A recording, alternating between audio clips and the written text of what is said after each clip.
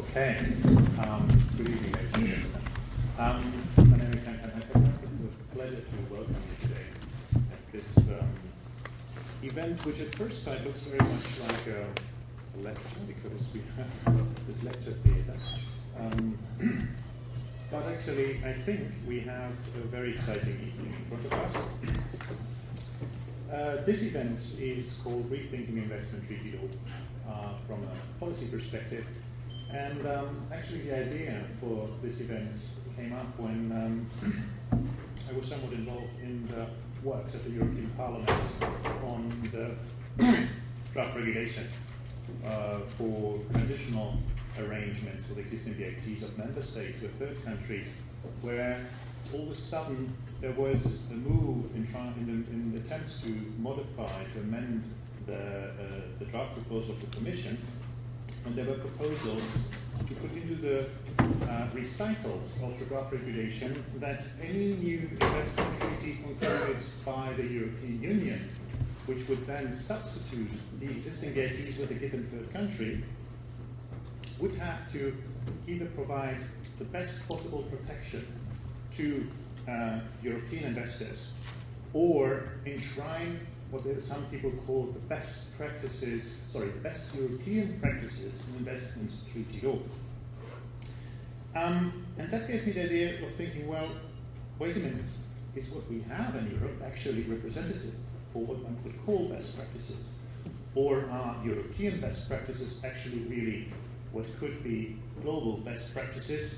And my feeling was that it might not be the case. And getting in touch with some of the speakers tonight, I realized that in their respective countries, there is just a tremendous experience of discussion that has been going on now for quite a while, partially leading to results, partially ongoing. And in order to feed into the discussion in Europe, I thought it would be very helpful to have a look outside of Europe. So what we are having tonight is 5 short presentations on the developments in 5 different countries. We are having, on the one hand,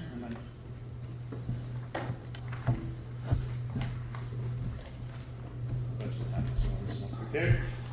We're having tonight, in a different order than announced originally, we are having from the United States, Mr.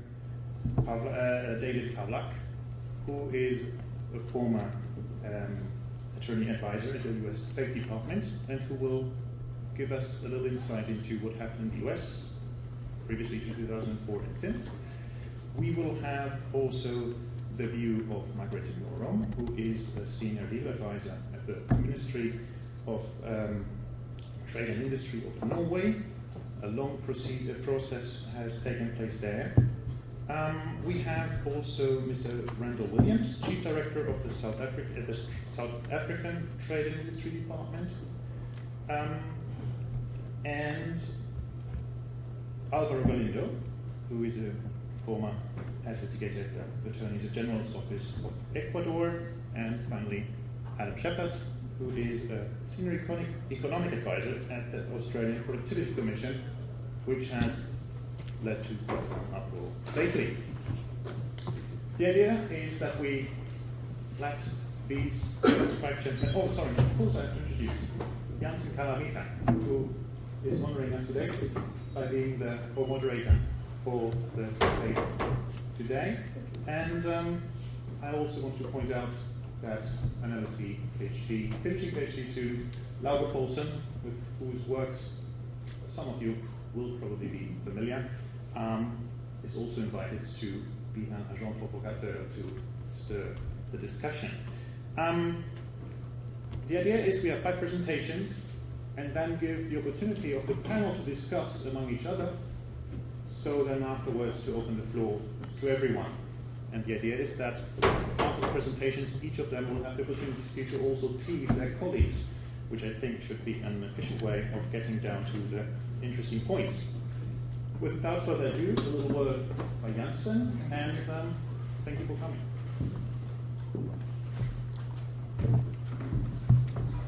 Thank you, Jan. Not much to add to what you've said. except perhaps to introduce myself to those of you who don't know me. I'm the director of the Investment Treaty Forum at the British Institute of International and Comparative Law. And I was at the seminar which Jan organized in the fall, at which these issues were raised, particularly with respect to the current discussions in the European Union, and whether or not there are best practices and how the EU might go about determining what they are, as it begins to think about what a future EU BIT looks like. Just to put this perhaps in a little bit more context, I think this also dovetails not only into what the EU is doing in terms of drafting its BITs, but what other states might do with respect to their BIT practice in terms of whether they stay with a sleek, trim, 4, 5, 6-page model, or they move to the more detailed models that we find in North America and in some parts of Asia. And that was highlighted, I think, by the discussion at the Investment Treaty Forum a couple of weeks ago, where we talked about whether or not there's a custom of international investment law. And it strikes me that given that so many existing BITs depend upon a still relatively indeterminate and contested notion of customary norms, moving in the direction that some of the states we're going to hear from tonight have done, which is to say greater detail in the enunciation of the obligations of the state, may be a direction which more states wish to take as they go forward. So thank you very much. I'm interested to hear the discussion.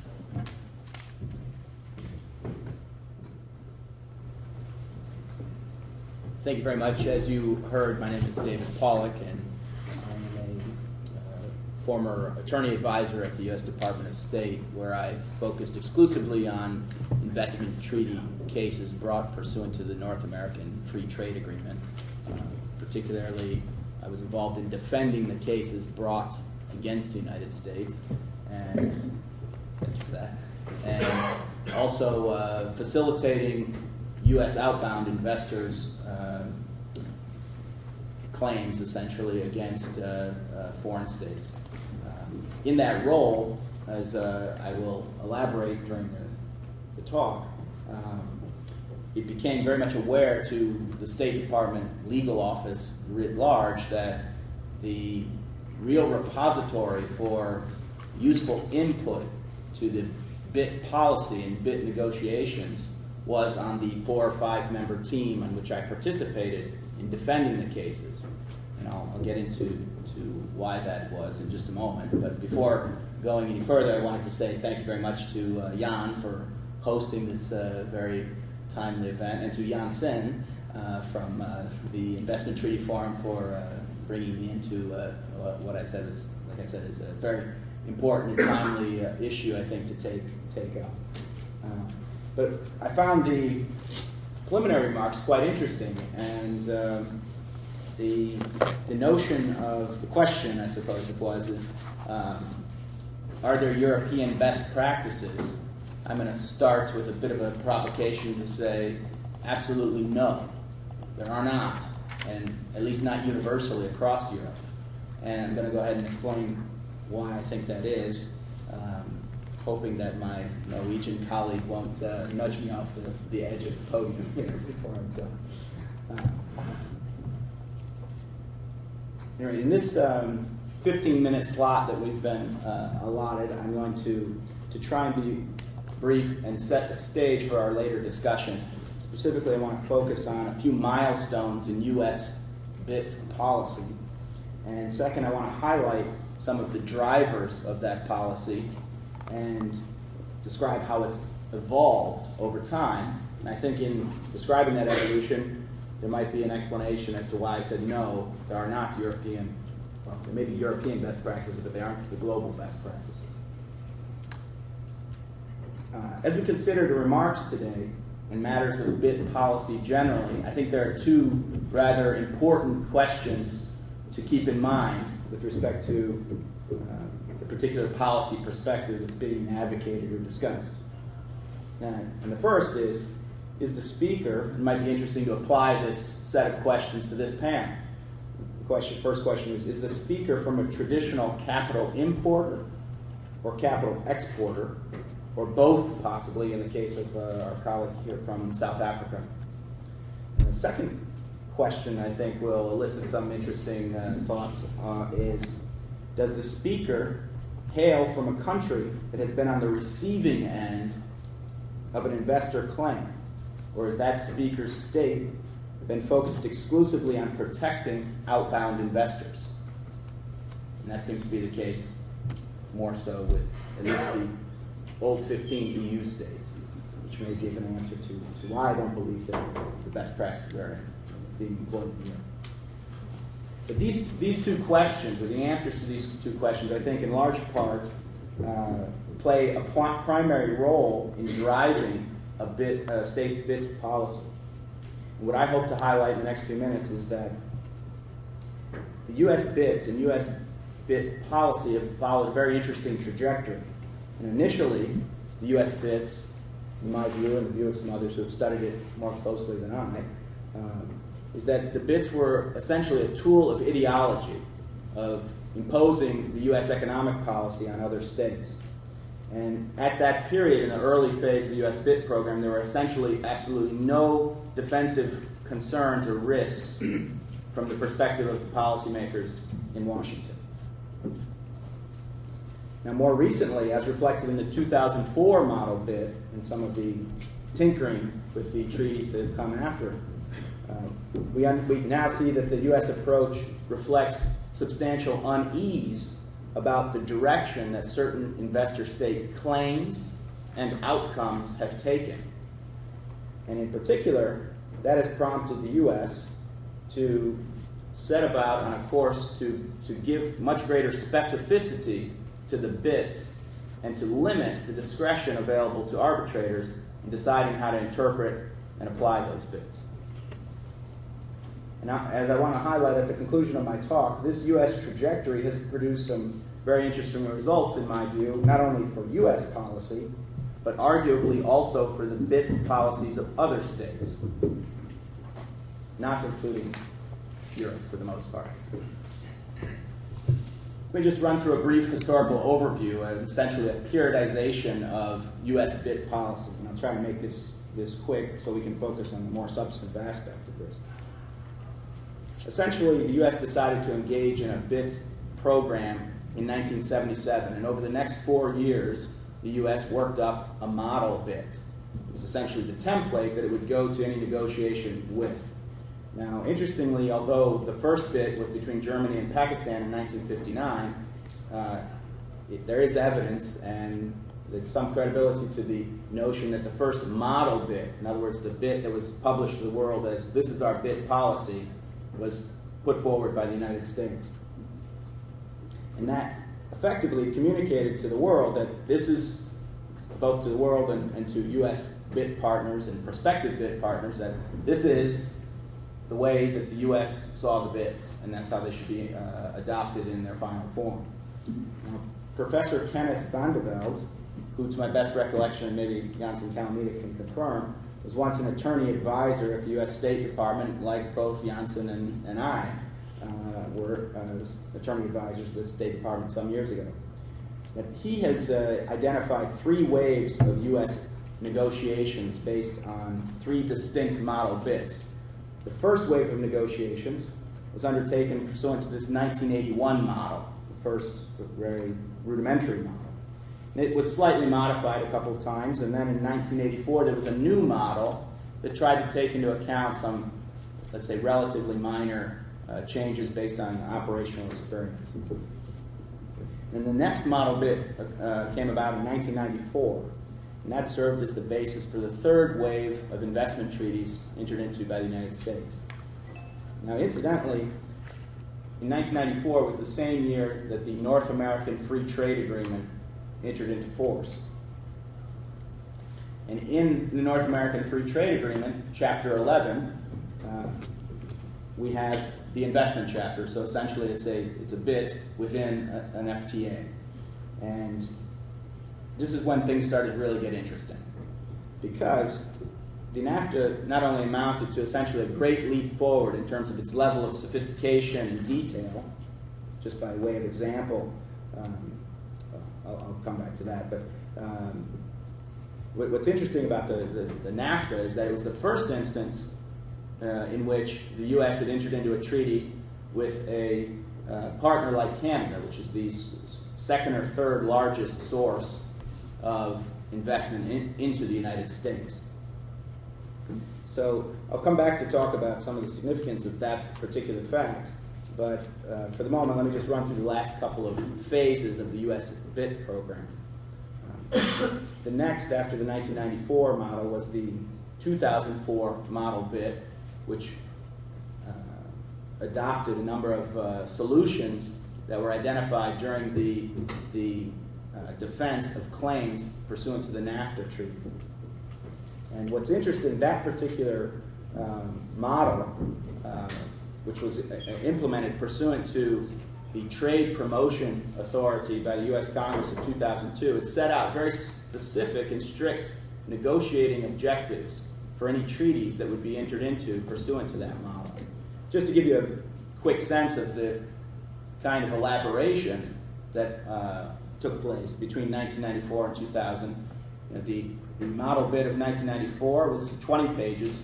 The 2004 model bid is 40 pages plus annexes. So it went from about 13 articles to 37 articles, giving you an idea of the kind of precision that the policymakers felt was necessary.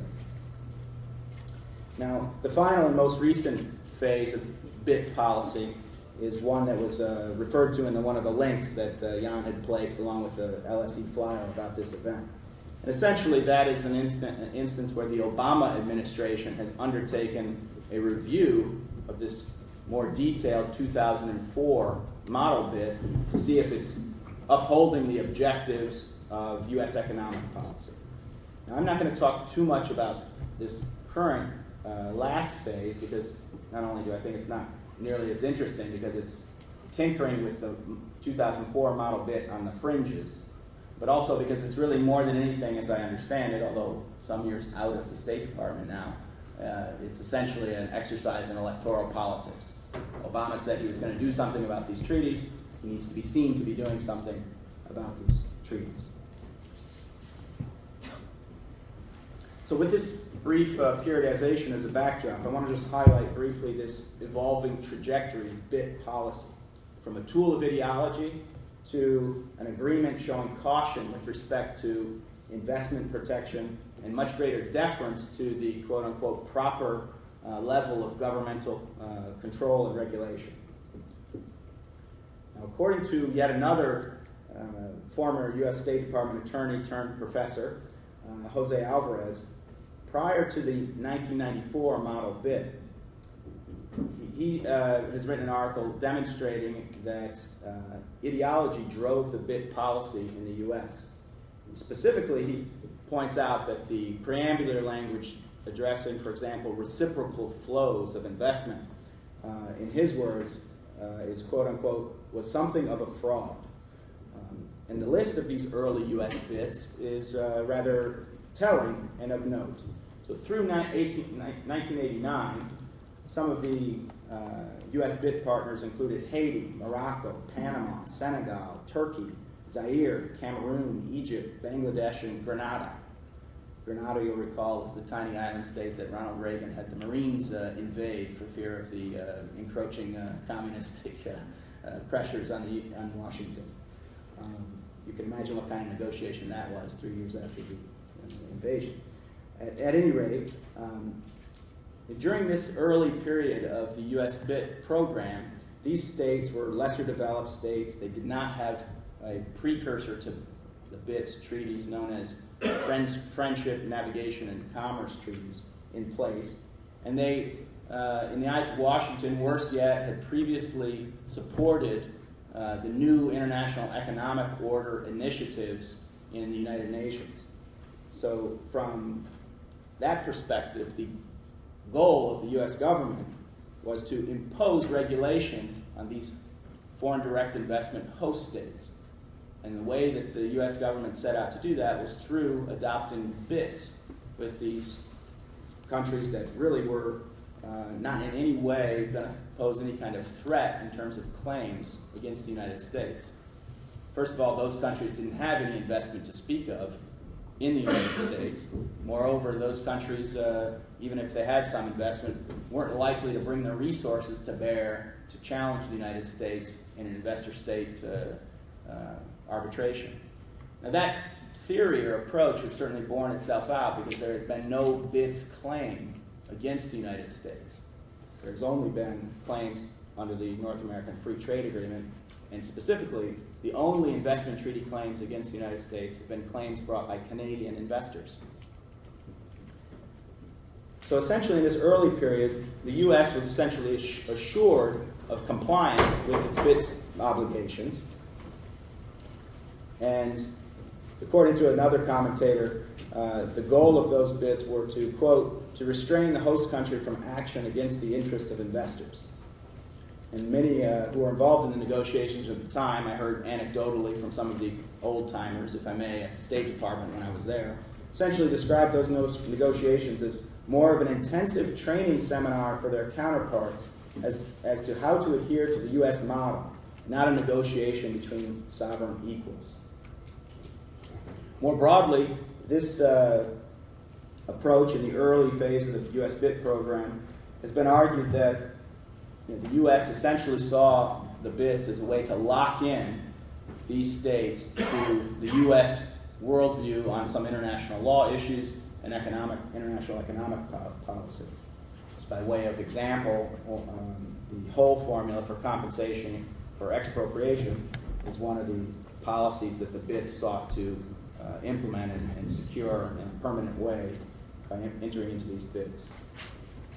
Now, interestingly, now that then the NAFTA comes along in 1994, and consistent with this notion that I've been describing about the purpose of the BITs, it is said that the NAFTA states, in particular Canada and the United States, saw the NAFTA, in particular its investment chapter and the investor-state-arbitration mechanism therein, as a means to protect against the vagaries as perceived of the Mexican judiciary.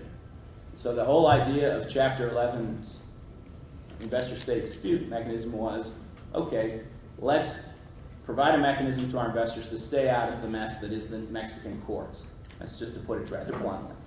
So, surprise, surprise, although there had been no expectation really or preparation for claims against the United States under this North American Free Trade Agreement, that calculation proved to be very much incorrect. And to some extent, I'm grateful for that because it provided me with a very interesting job for several years, just down the hall from Jansen, Calamita. So, but as the actual results after the NAFTA entered into force came into light, it was clear that there was going to be substantial reliance by U.S. investors against Canada and Canadian investors against the U.S.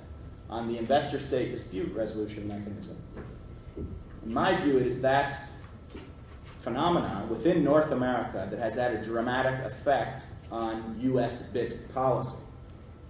And in fact, I postulate this evening and we'll await rebuttals, that phenomena of claims as between the two North American states has resulted in pretty dramatic changes in BIT policy around the world, but not in Europe.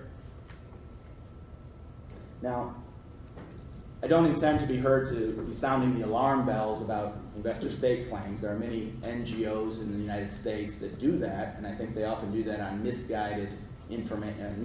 It's misguided or it's based on misinformation. That's not my point here. It's simply to say that the fact of these cases resulted in pretty dramatic shifts in the way that the U.S. approached its BITs.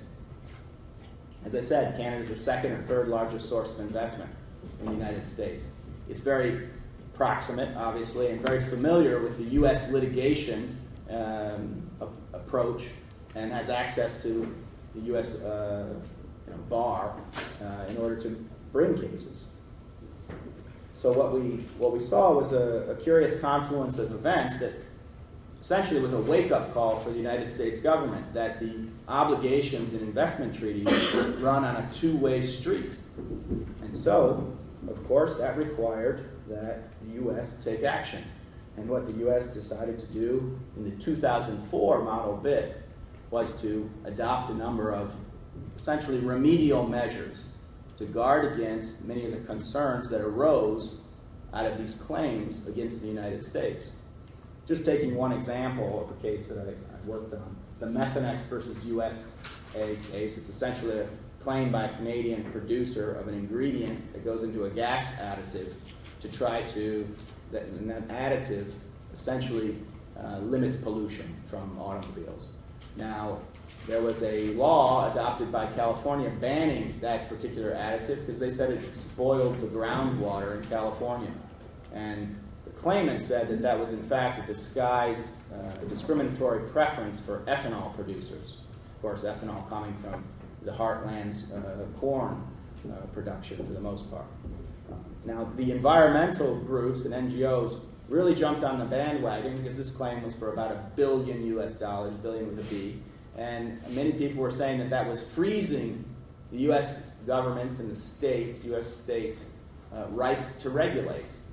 And the mere fact of that claim pending in the eyes of many in the NGO world and environmental groups was, a demonstration that the bits had, run amok and everything was, bad and evil in connection with the investment treaties. We defeated that case, and we were awarded $4 million US in costs, which was paid. So clearly, the mere pendency of that claim wasn't, did not warrant this level of concern that was expressed by many. However, those voices did have, and I think productively had, influence on the Congress. And what the Congress did was adopt this law setting out specific negotiating objectives for the U.S. And essentially that resulted in a changed model bid. I'm not sure how much time I have, but I'll just highlight the categories of these changes. Essentially, the new model bid set out explicitly, and that's why we went from 20 to 40 pages plus annexes, clarified the standards, such as the customary international law minimum standard of treatment in the U.S. context. The fair and equitable treatment provision was tied very specifically to customary international law minimum standard of treatment. And that resulted from a very specific circumstance in the NAFTA cases. So it was the operational experience in defending the cases that prompted the government to say, okay, all bits from now on are going to make it clear to the arbitrators that we're not allowing a freestanding interpretation of the fair and equitable treatment provision. Rather, it must be a demonstration of a customary international law rule violation. Other changes that were evident in the 2004 model bid included transparency measures, efforts to improve the efficiency and the deterring of frivolous claims, and methods to make for a more consistent interpretation across agreements. I won't go through those in detail. We can touch on them later in the conversation if there's time and there's interest.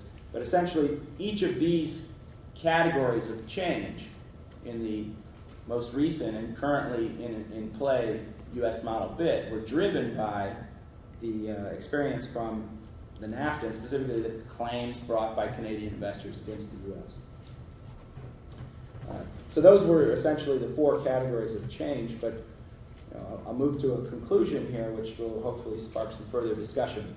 Essentially, this effort on the part of the U.S. to make the bits much more specific and limit the discretion of arbitral tribunals interpreting and applying these bits still divides various interest groups in the U.S. today.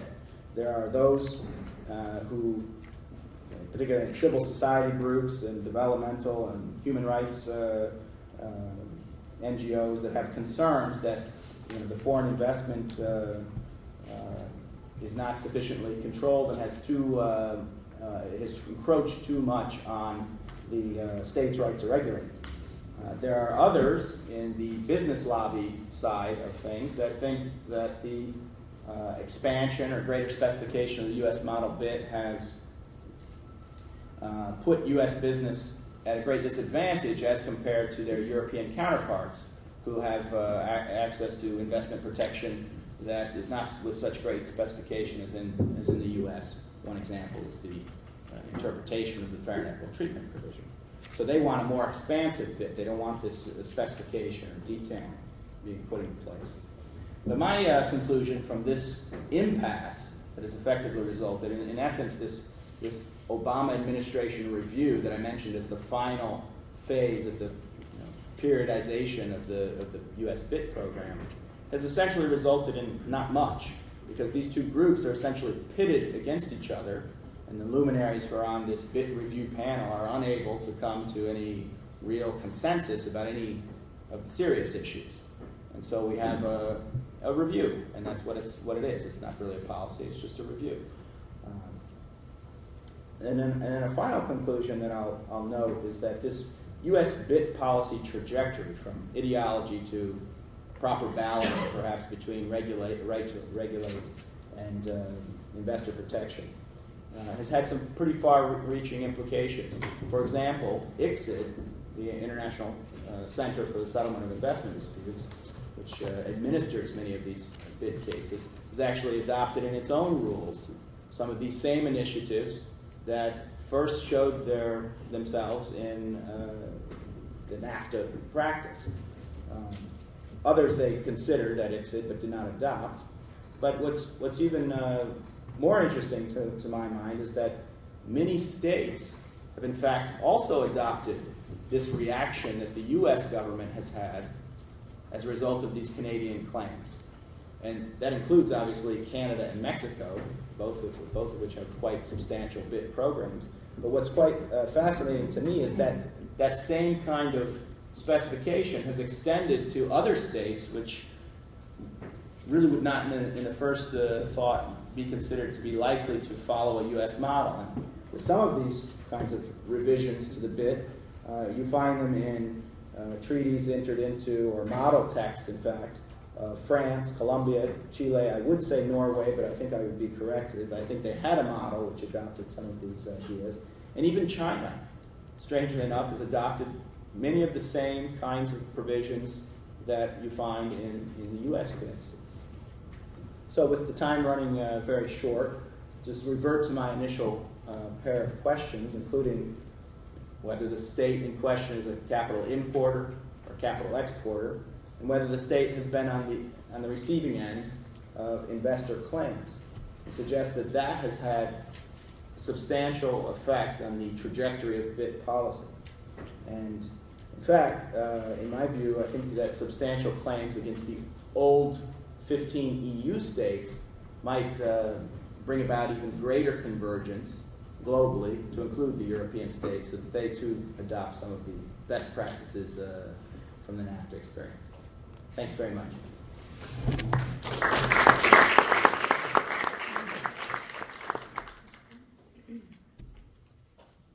My name is Margrethe, and I'm from the Ministry of Trade and Industry in Norway. Norway is a European country, but it is not a part of the European Union. It's a part of the EEA agreement. So it's not part of the Lisbon Treaty, and we have our own policy for investment treaties. First of all, I would like to thank you for inviting me here today. It is very interesting for me to listen to the other panelists about their policies. It's very rare that we get to discuss this without being in negotiation mode, so it's really interesting for us. And I hope we can get some good comments from you in the audience as well later. Norway has not entered into any bilateral investment protection agreements as such since the mid-90s. Before that, we did adopt the traditional, I would like to call it the OECD model, not the US model, but we have some old traditional PRTs. But in the mid-90s, it was decided that we had some both policy concerns, or political concerns, and also some constitutional concerns with the agreements, and we terminated the practice of negotiating them. And in 2006, it was decided that we should try to find a new policy for BRTs, and a working group was established, which had representation from various ministries, and I chaired that group. And we worked for 2 years on new model BIT. We sent the general template on the public hearing in 2008. It's available on the internet if you are interested. And it was presented to the government early in 2009. At that stage, the government decided that we should not go ahead with the efforts to formulate the general template, but only considered the need for and the design of provisions on investment protection based on the model agreement in connection with the negotiation of some specific free trade agreements. So the future prospect of the template is quite uncertain, and it will be influenced by the political situation in Norway, but also by the international debate in this area, especially in the EU, I would think. However, I will share with you some of the considerations and solutions that we adopted in 2006 to 2008. It was quite a lot inspired by the NAFTA. So many of the same areas that you mentioned are included. The mandate given to us was to strike a better balance between the rights and obligations of the investor than in the traditional BITs, and to safeguard the right to regulate for the host state while providing an adequate level of protection for the investors. We aimed to make sure that investment promotion and protection would not be pursued at the expense of other key policy objectives. We also had extensive discussions on to what extent the treaty should include obligations for the investor. I will briefly address the various modifications that were made in the text of the original model DIT in order to safeguard these concerns. This might be a bit detailed, but it's sort of to show that you have to go through the whole, all the provisions to actually adopt a different balance in the agreements. In the preamble, we emphasize that due regard should be paid to health, safety, and the environment, and internationally recognized labor rights in connection with the goals for increased investments. The parties confirm that they recognize the fundamental principles of transparency, accountability, and legitimacy, and that they will be determined to prevent and combat corruption. The parties further confirm their obligation under the United Nations Charter and the Universal Declaration of Human Rights. Particular emphasis is put on the significance of corporate social responsibility. CSR is also reflected in other provisions, which I will get back to later. The preamble is, of course, not hard law, but it is a statement of motives, purposes, and circumstances, enabling the agreement to be viewed in the correct perspective. And it has a legal significance as a basis for interpreting the agreement. In the non-discrimination articles, they were sort of designed to be in line with the Norwegian regulation and the general principles of administrative law associated with equal treatment and prohibition of unfair discriminatory treatment. That is the national system in Norway. The Norwegian authorities' right and obligation to regulate in important sectors of society on the basis of rational variations should be retained in full, recognizing that there may be need to regulate on the basis of important social considerations that could in practice be less favorable for a foreign investor than for a Norwegian investor. There may also be differences arising out of specific discretionary judgments, more stringent requirements over time, and local variations. If the state can document that there are objective grounds for discriminatory treatment, it would not be in conflict with the provisions. So that is sort of a bit different from what was, at least then, the traditional way of formulating the national treatment and MFN provisions.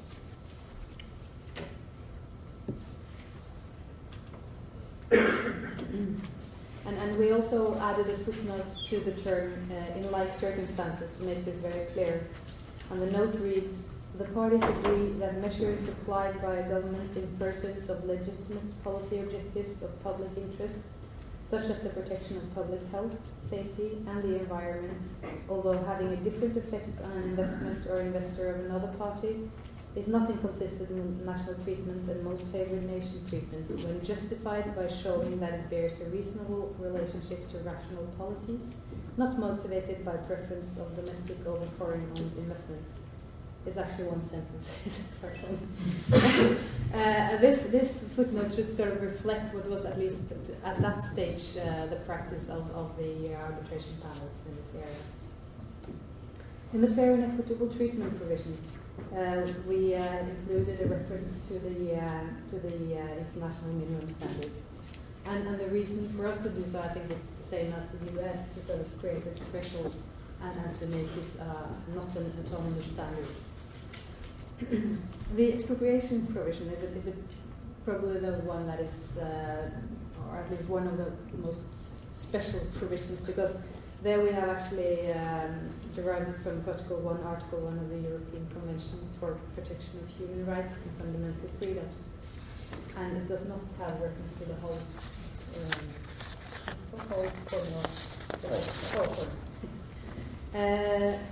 and the parties shall not expropriate or nationalize the investments of each other's investors unless this is in the public interest and subject to conditions provided for by law and by the general principles of international law. So you could argue whether the whole formula is part of that, but it was intentional not to make a specific reference to that. The Human Rights Convention and general international law were considered to provide appropriate and satisfactory protection of property. These are standards that Norway is already obliged to comply with, both under international law, through the European Human Rights Convention, and pursuant to customary public international law, as well as Norwegian law through the Human Rights Act. These are also standards that are well known from the case law of the European Court of Human Rights. So the reason for doing this is to make it very specific that we do not want to give better protection for foreigners than we do for nationals when we expropriate in Norway. Because the legislations that we had or that we have on expropriation could be said to deviate from the traditional BITs. So this was to make it very clear. There are also a number of exceptions in the draft null BIT, and they cover a range of issues, including taxation, essential security interests and public order, protection of human health and natural resources, protection of culture and prudential measures for financial services. The general exception clause is based on Article 14 of the GATS, and certain adjustments have been made to adapt it to the investment chapter, and that was inspired by Canada model agreement. Also, in the investor-state dispute settlement, we made some quite big changes from the traditional BITs. We placed a very big focus on transparency and civil society participation. Investor-state has been one of the very tricky articles in Norway, and the reason why we actually terminated our negotiation of the BIT was because of the investor-state provision, at least initially.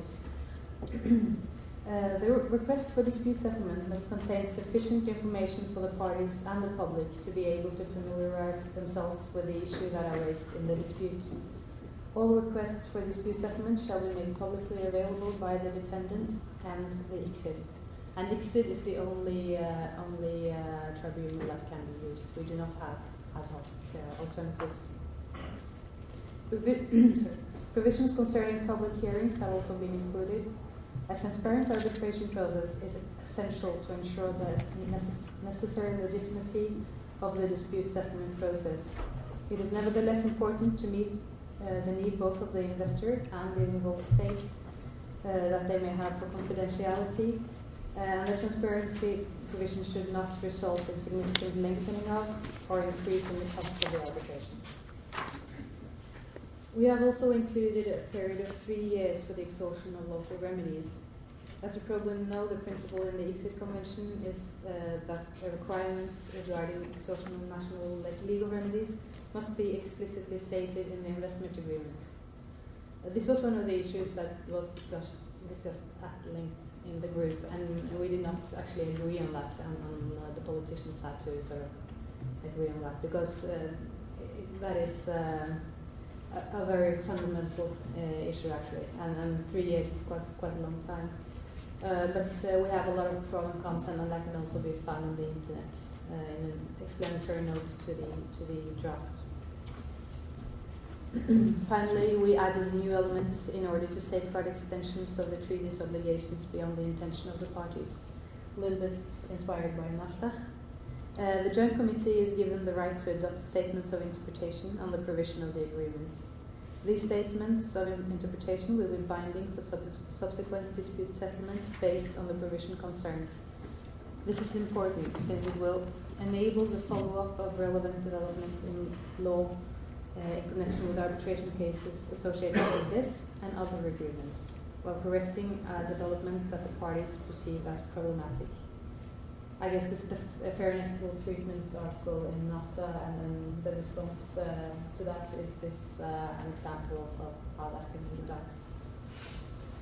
Okay, this was a very brief presentation of some of the modifications that we proposed in order to protect the host state's policy space. Another element that we discussed was whether and how future investment agreements should regulate investors' social responsibility. The argument in favor of such regulation has been to balance the rights gained by investors to the investment agreements by imposing certain obligations on them. It has been sort of seen as fair that they get extensive rights from these agreements and that they should give something as well. And it is not the irresponsible and negligent Norwegian investors that are the target group for the protection in the future investment agreements. And the social responsibility of investors is included by means of an article providing that the parties to the agreement shall strive to ensure that their investors comply with the OECD guidelines and that they become members of the UN Global Compact. So this is more on the states than on the investor. But the investor has to comply with national legislation, and that is a requirement for the investor. Furthermore, the Joint Committee shall have the authority to consider issues associated with investors' social responsibility. The objective is to establish an institutional framework that can contribute to increased transparency concerning the investments protected by an investment agreement, and to equip the parties to the agreement with a flexible and practical instrument for following up specific questions concerning the actions of the investor, the host country, or the investment agreement. Not least in order to ensure that implementation of the agreements take place in accordance with its purposes. The parties may decide to grant the Joint Committee authority to function as an appeal body or an ethical council, for example by allowing various organizations to bring the activities of individual investors before the committee. And that is sort of left open in the template. The regulation in the Norwegian draft is a soft law approach. It does not make the rights under the agreement contingent of the compliance of the guidelines listed. However, it does give a clear signal. The arguments against making the provision more stringent were that CSR should be safeguarded through other and more dynamic instruments in close cooperation with businesses. There is substantial activity in this field, both nationally and internationally, and it could be unfortunate to link the protection under investment treaties to instruments that are later replaced by others. Investment treaties are first and foremost instruments to promote and protect investments, and it could be argued that one should retain a reasonable division between the systems. It was further argued that making investor protection conditional on investors' compliance with general guidelines and basically voluntary schemes could lead to a highly discretionary process and create an ambiguous and unpredictable legal situation. Furthermore, no other countries has binding CSR obligations in their treaties, and that may be an indication that this is not considered a suitable instrument, and that it would be difficult to reach agreement with other countries on these provisions. The fact that other countries do not have such regulations would also put Norwegian investors in a more difficult situation than investors who are protected by other countries' investment agreements. It was further argued that membership in global compacts is not a guarantee that the business actually comply with the principles. Okay, I will just give a very brief general comment at the end. I guess my time is running out. In the public review initiated by South Africa in 2009, it is stated that South African authorities were lacking understanding regarding the real nature and consequences of BITs at the time when most of the countries' agreements were concluded. I think that is true for a lot of countries. both in the developing and the developed world. The idea was to ensure a minimum level of treatment, or what you call it, spreading the ideology, or at least it was to create some sort of minimum level. Another element is that for most capital exporting countries, the reciprocity of the agreements seemed only theoretical. When the Norwegian BITs were concluded, they weren't even presented to Parliament because they were considered to be treaties of little consequence. Thank you.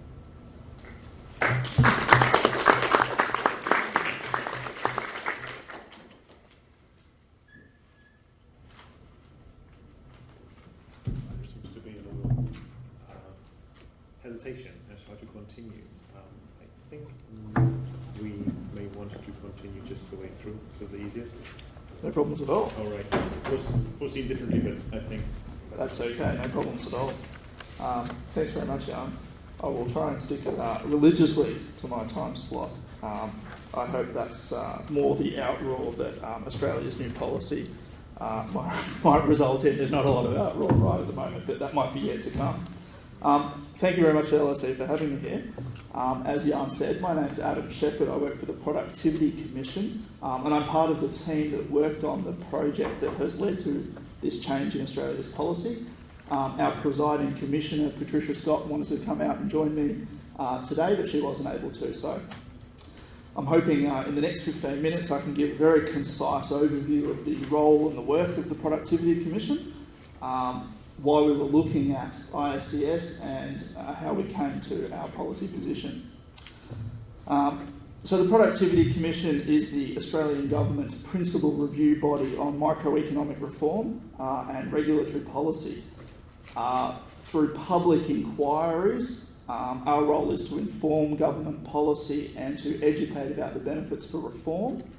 There are three core design principles that go into the Productivity Commission.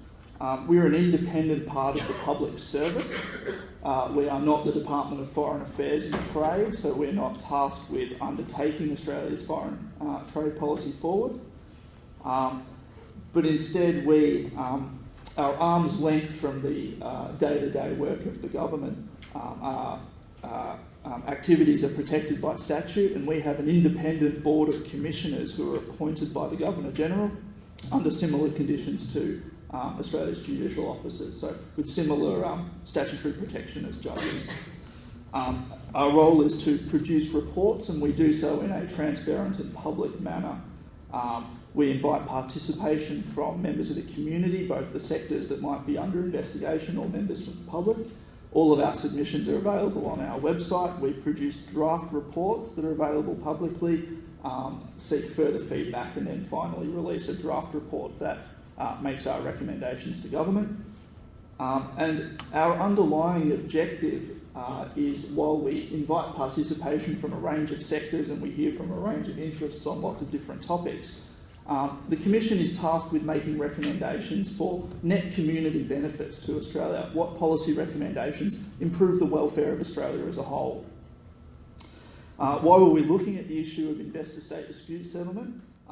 In 2009, late 2009, the Australian Government asked us to review its policy around free trade agreements, what it termed bilateral and regional trade agreements. And we were asked to study the impact of FTAs essentially on Australia's economic performance. Obviously, ISDS is a relevant feature here because it's often a component of FTAs.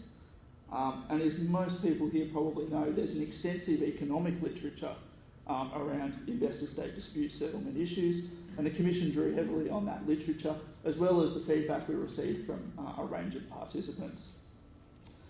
Australia's approach so far is, I think, probably somewhat different from the other participants here at the table.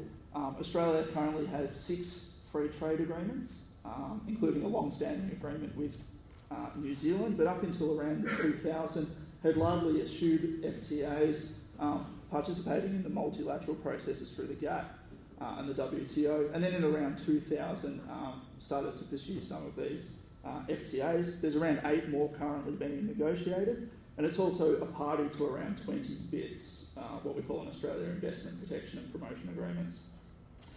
Most of these agreements, both the FTAs and the BITs, offer national treatment, fair and equitable treatment, and protection from expropriation. Almost all of the agreements allow investor-state dispute arbitration. The notable exception in Australia is our agreement with the United States. As I say, part of our process is to invite feedback and participation. We had feedback and input from NGOs, from academics, and from participants in the legal community. As you might appreciate, there's a divergence of views as to the policy that Australia should adopt towards ISDS going forwards. In particular, participants pointed out the risks to Australia from arbitration, as well as the fact that the Australian Constitution has some protection already available for expropriation issues. While other participants pointed to the benefits of ISDS provisions and also ways that some of the criticisms that we've heard could be overcome. Importantly, no Australian business came forward during the study and submitted that they either used or strongly favoured the ISDS provisions within Australia's agreements.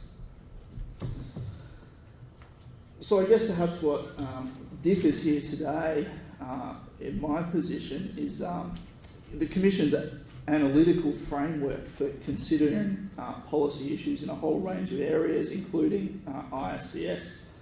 As we've heard already, and we'll perhaps hear from the remainder of the table, much of the debate around ISDS comes from a legal perspective, one of investor rights.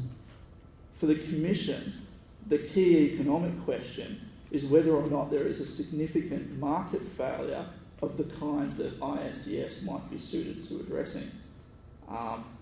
From the Commission's point of view, there's already a range of market incentives for investors to balance both the costs and benefits of investment, including sovereign risk issues.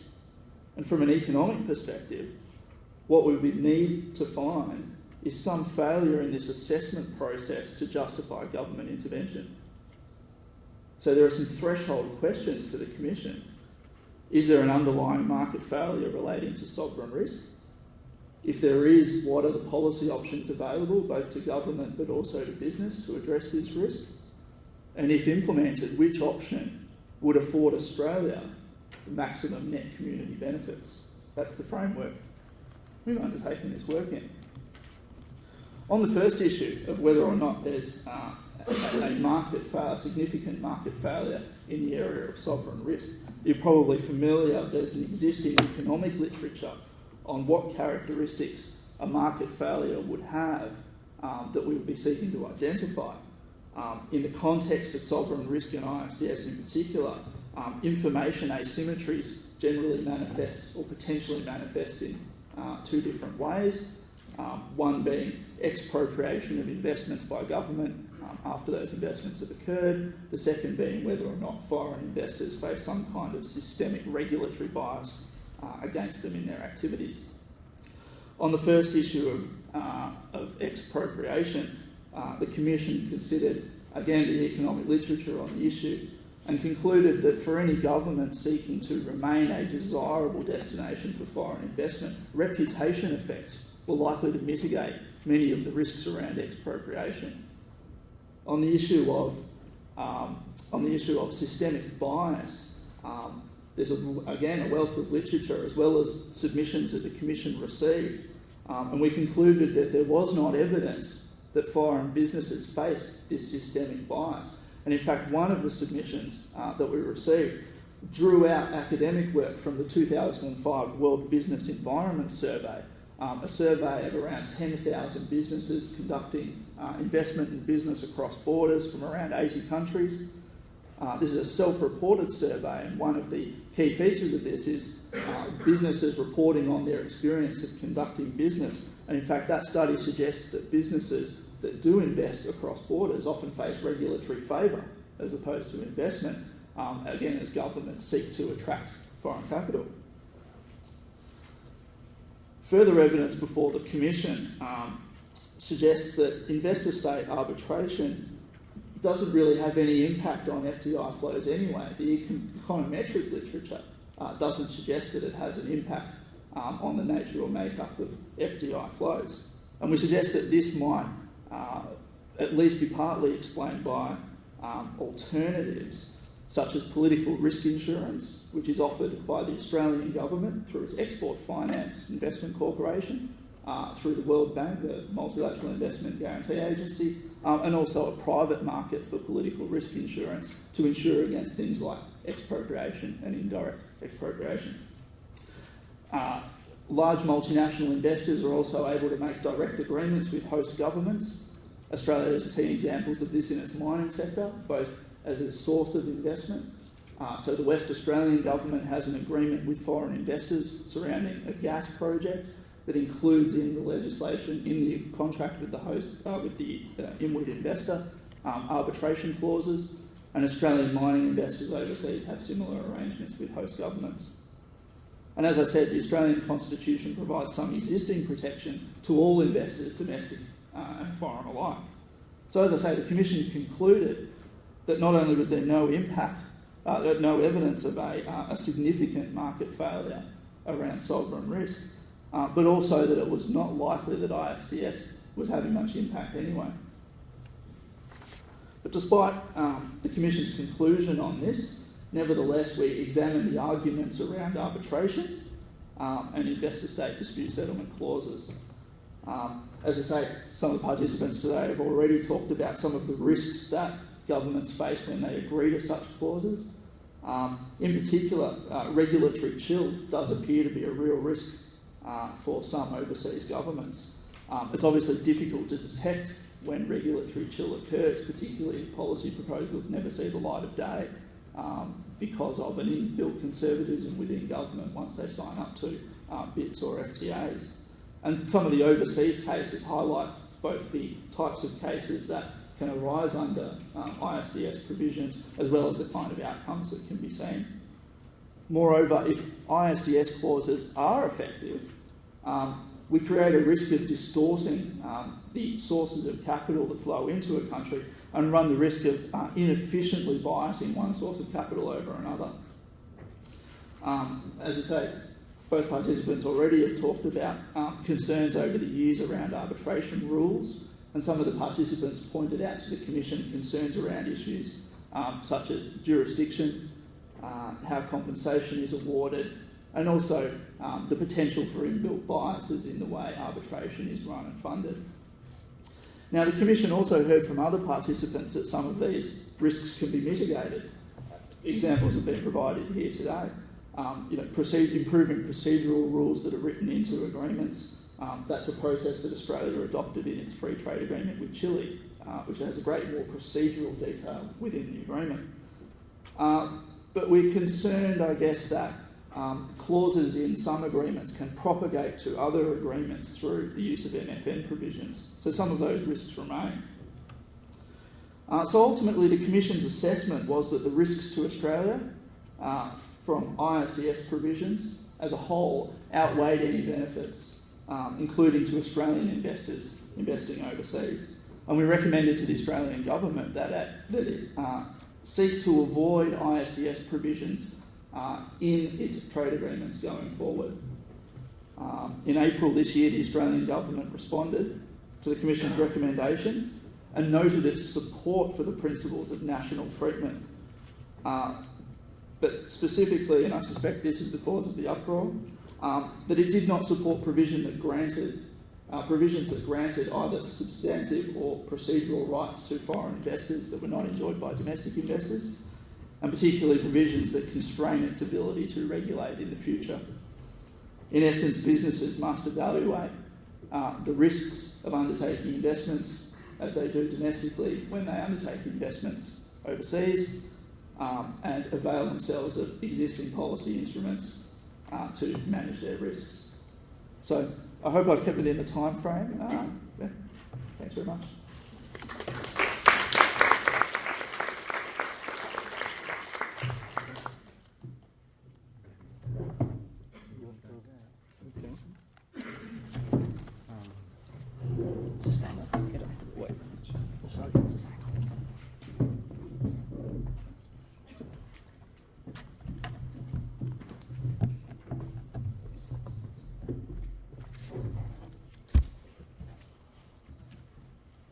I will do it from here because I have a couple of slides that I would like to project.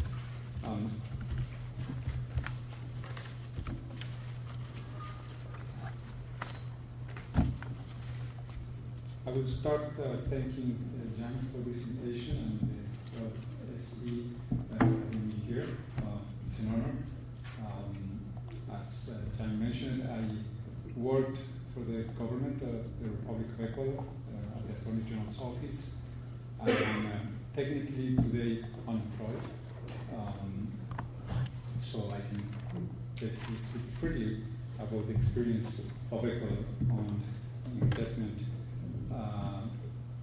and investment dispute settlement experience.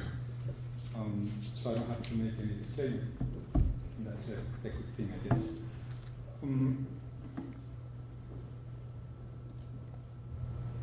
The issues that I would like to address today with you are in relation to Ecuador's evolution on foreign investment in these maybe last 10 years, and particular points of interest that come out of such evolution. That some could say that more than evolution, it's an involution, anyway. A liberal approach to investments in the 90s was reflected in the policies on investment in Ecuador. The Washington Consensus was popular at that time, with policies on the reduction of the size of the state's apparatus and its intervention in the economy. This was supposed to be left to the invisible hand of the free market. Governments with a very friendly approach to foreign direct investment were in power at that time, were to make compromises on its sovereign powers in exchange of the promise of attracting more foreign direct investment from capital exporting countries.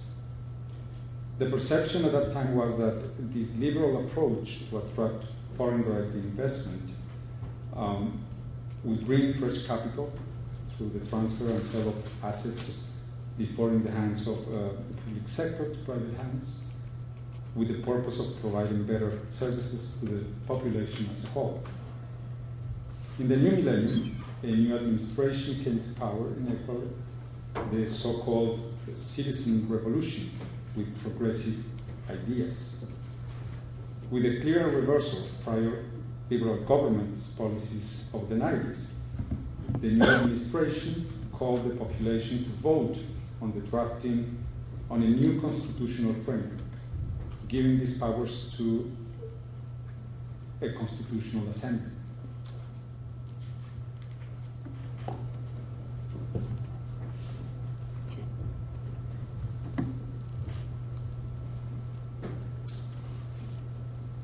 Some particular points of interest I would like to mention that came out of this new framework in the internal political equilibrium in Ecuador. At the beginning of the 2000, there were some investment treaty cases, the first ones against the Republic of Ecuador. The Encana case and the Oxy 1 case, as we call it, in relation to tax measures that were passed in the legislation, internal regulations of Ecuador. These two international arbitration treaty cases were brought against the Republic, and the outcomes of those two cases, the final awards, are very different between the two of those awards. The Oxy 1 case, I will refer to the Oxy 2 case later. The Oxy 1 tribunal found Ecuador liable of breach of its obligations under the U.S. Ecuador DIT. Of particular interest, the tribunal concluded that Ecuador violated the legitimate expectations of the company, reading this out from the fair and equitable treatment standard found in that treaty. Based on a different treaty, the Canadian-Ecuador BIT, the Encana Tribunal found that the company's claim concerned a tax regulation which was outside the scope of the tribunal's jurisdiction. It found that no expropriation had occurred based on Ecuador's good faith conduct when it changed the interpretation of its internal tax measures.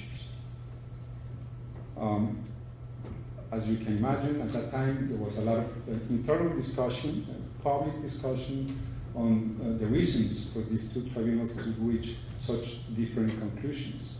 The OXI-1 tribunal found liable Ecuador, and Ecuador paid approximately $75 million out of that award. It comes in comparison to the U.S. economy as an award approximately of $30 billion to the U.S. economy.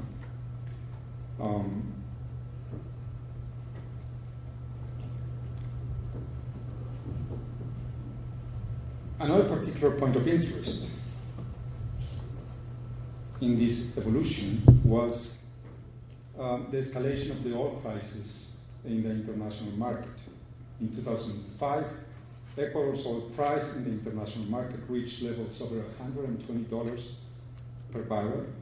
The production sharing contracts negotiated during the 90s had as a base price $15 to $20 per barrel. This unforeseen scenario brought great revenues for the foreign oil companies and small profit to the state. Renegotiation of oil contracts under the drive of the government failed. The equilibrium was brought back through legislation, the so-called Law 42 of April 2006, and later on an executive regulation on 2007. The first one, the April 2006 law, basically said that out of the benefits of this unforeseen scenario in the oil market prices, it was going to be a share of 50% for the companies and 50% for the state. Later on, the executive decree made that distribution to 99% for the state and 1% for the companies, the 99 executive regulation. Later, a notification by Ecuador was made under Article 25.4 of the ICSID Convention, and the ICSID Convention on Article 25.4 provides the following.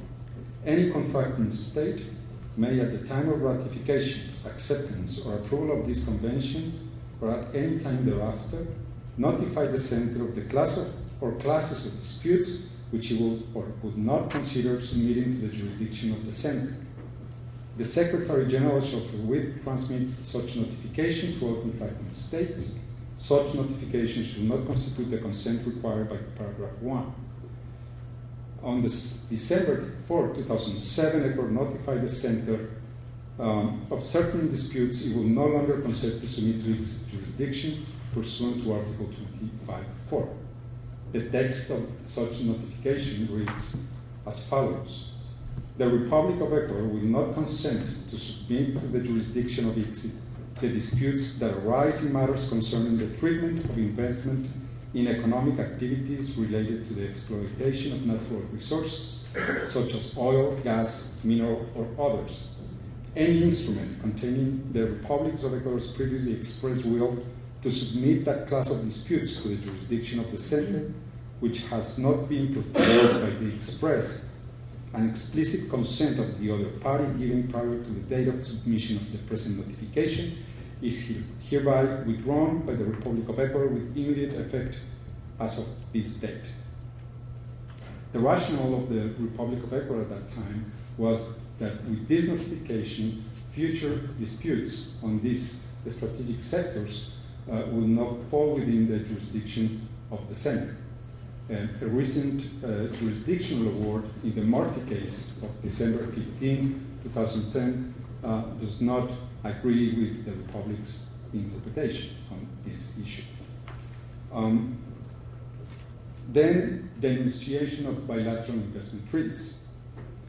Under the administration of President Correa, on January 2008, the VITs with El Salvador, Cuba, Guatemala, Honduras, Nicaragua, the Dominican Republic, Paraguay, Uruguay, and Romania are terminated in compliance with the provisions on the denunciation of those same treaties. The basis invoked for such measures was a study produced by the Central Bank of the Republic under the instances of an interinstitutional committee and with the advice of the Attorney General's office. The economic findings were that those VITs had no role to play in seeking to attract foreign direct investment from the treaty partners. If any of you has any interest in the impact of VITs to attract foreign direct investment, I can point you to a very interesting finding on a paper written by my good friend Raul, who's here with us tonight. Under a new constitutional framework that came later into force, the executive branch had no authority to denunciate other VITs still into force at that time, unless it had first approval by the Constitutional Court and finally the National Assembly.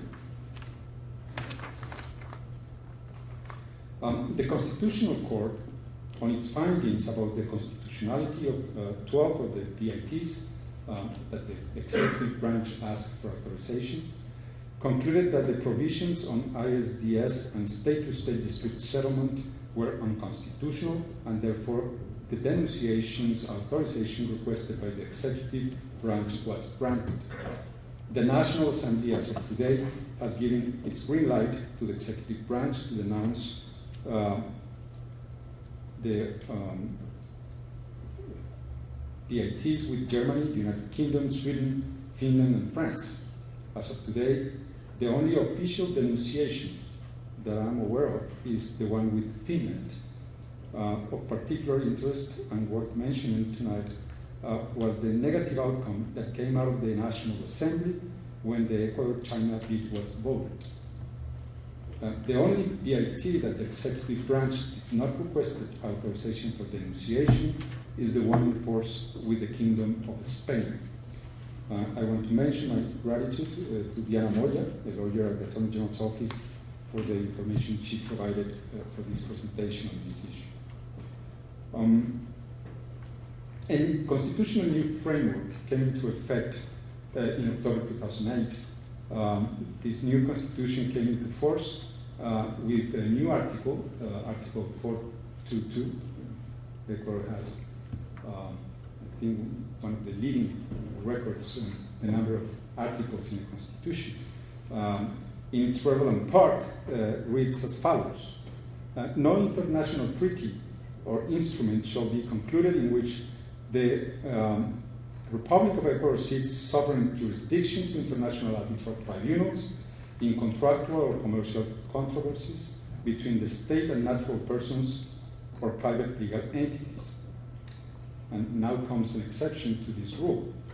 International treaties and instruments that establish the solution to controversies between states and citizens in Latin America by regional arbitral tribunals or by judicial bodies designated by the signatory countries are exempted. The current interpretation of this provision is that it precludes the executive branch to enter into international treaties that contain international arbitration provisions as a forum for investment dispute settlement. It does not preclude the state or any of its instrumentalities to execute contracts that include international arbitration as a forum to dispute settlement. Then, the denunciation of the ICSID Convention based on Article 71 of the ICSID Convention on July 2009.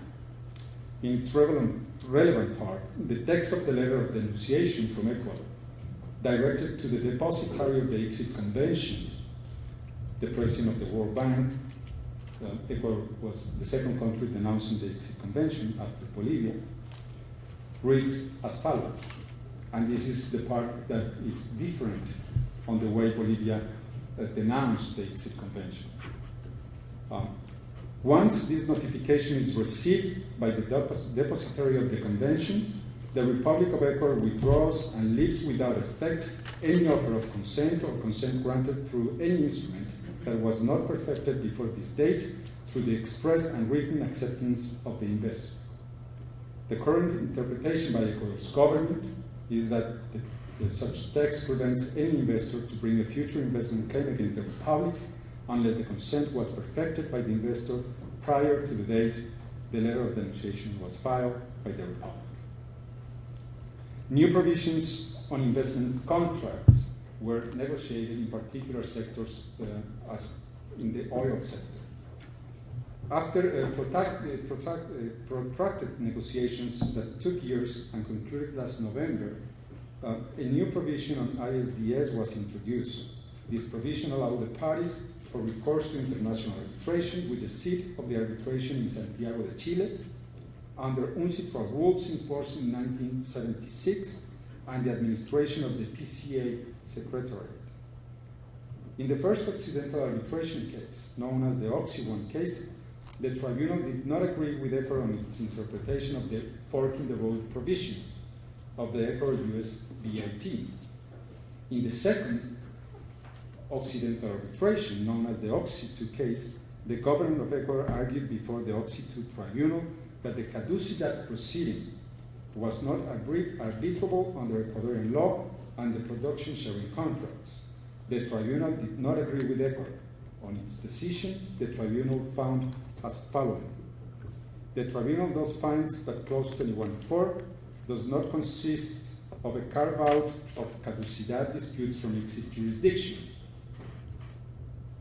Then it went on and said the tribunal observes that certain jurisdictional carve-outs are found elsewhere in the participation contract.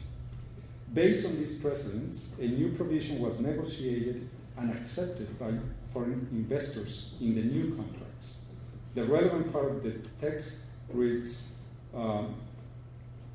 as follows. These contracts were signed in the last November of 2010. The arbitration provided for in this clause shall be considered as a choice of forum for the resolution of disagreements arising from this contract and shall also be the forum for the resolution of disagreements arising from any treaty on the promotion and protection of investment which could be invoked by the contractor.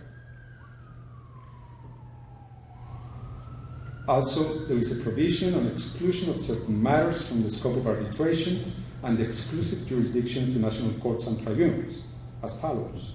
All disagreements arising from a declaration of caducity or in connection with the effects thereof cannot be resolved by arbitration and must be resolved by the competent courts of Ecuador. Disagreements with respect to tax administration actions shall be resolved by the competent courts of Ecuador. I was planning to explain about the new UNASUR negotiations that are taking place in relation to the creation of a dispute mechanism for investor-state matters, but I think my time is over, so I thank you very much.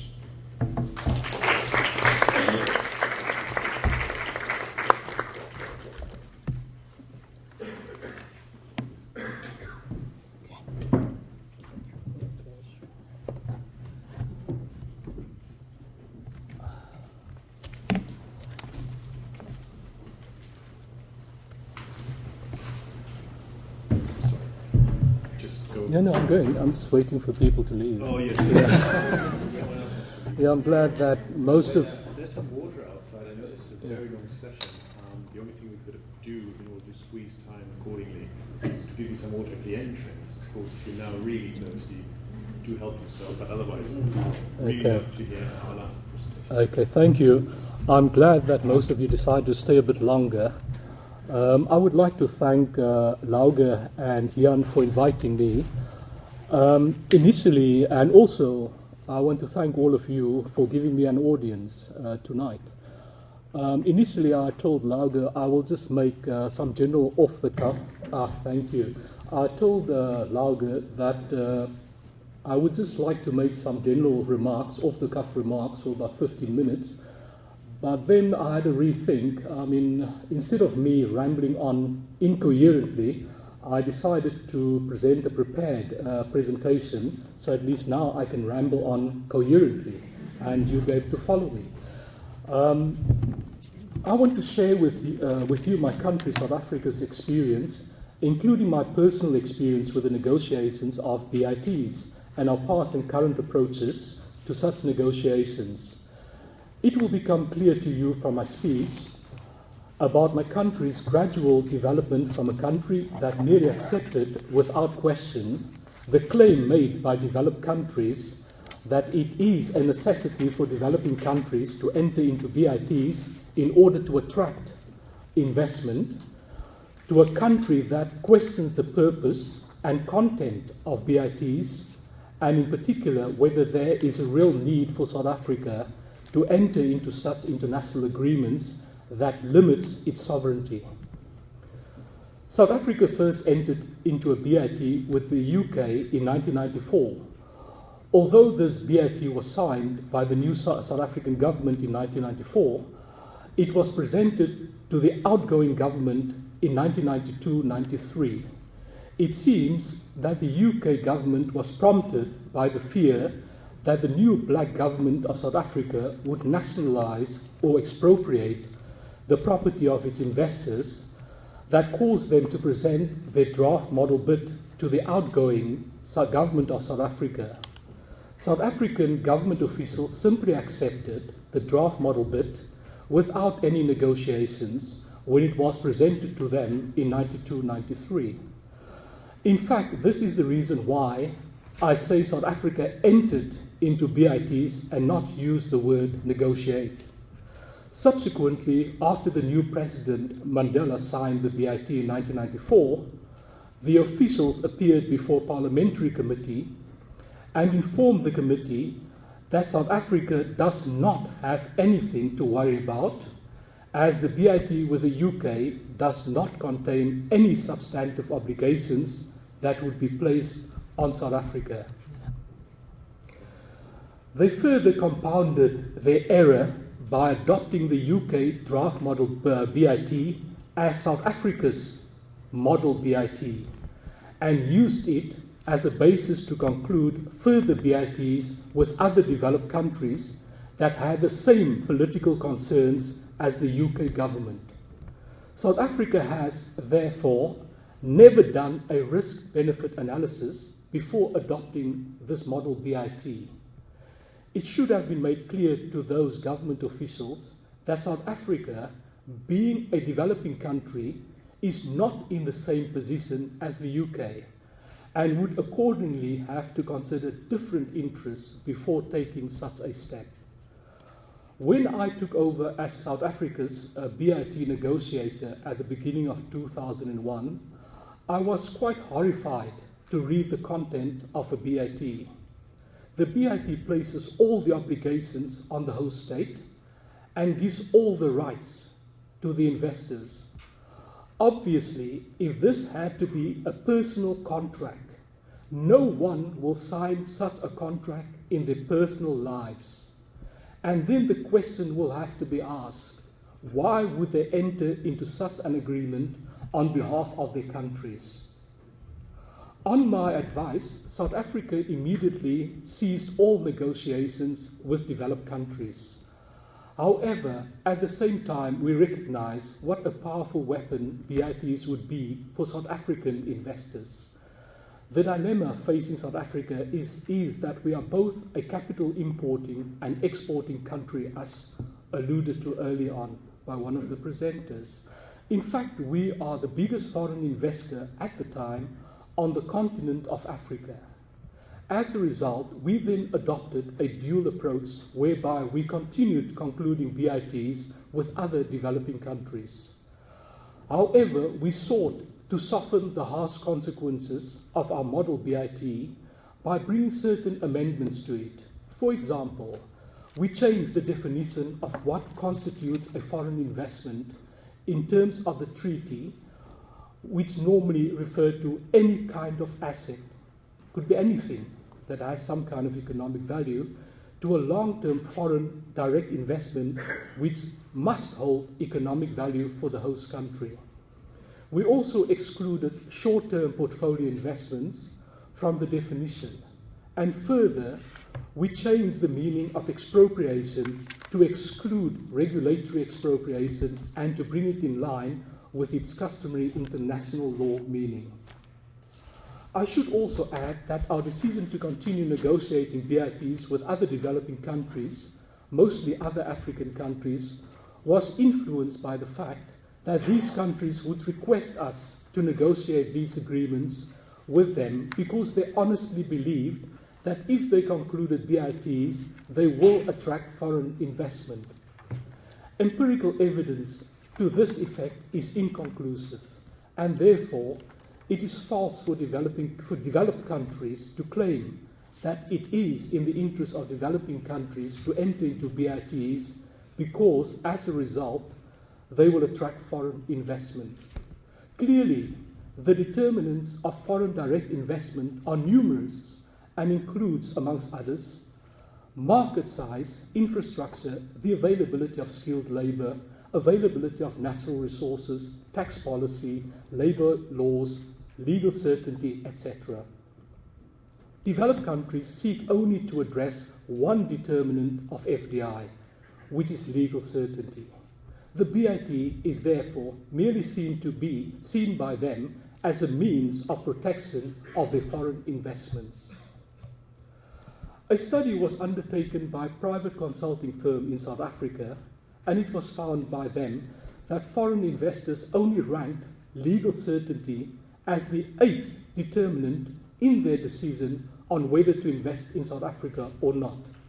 The most important determinant of FDI for them is that of market size. It should also be noted that in 2007, South Africa's two biggest foreign investors were Canada and the United States. South Africa did not enter into BITs with these two countries. Of course, I must add that the ranking of what is the most important determinant for FDI depends on the circumstances of the specific country. It is therefore important for developing countries to know, when they devise an investment promotion policy, what the ranking of these determinants are in their respective countries. I also want to recount my experience of negotiating a BIT with a particular developing country, which highlights the problem faced by most developing countries. I presented South Africa's amended model BIT to this country's negotiators, but instead of them using it as a basis for negotiations, they presented South Africa with a model BIT of their own that was based on the old US model BIT, which included pre-establishment rights. The South African BIT is limited to post-establishment rights only. The other developing countries' model BIT, accordingly, was more restrictive than the pre-amended South African BIT. After the South African negotiations team explained to them the content and consequences of their model BIT, and also that of the amendments brought to the South African BIT, they were quite shocked when they realized what they wanted to get themselves into. As stated, this highlights a major problem in most developing countries, that negotiators are not properly informed or capacitated to deal with such specialized agreements. In many instances, I have come across negotiators who negotiate these agreements without the presence of a lawyer. This has also been the case of South Africa before 2001. However, we realized early on that the dualistic approach, which I referred earlier to, would not be sustainable, and that it was merely a stopgap or interim measure.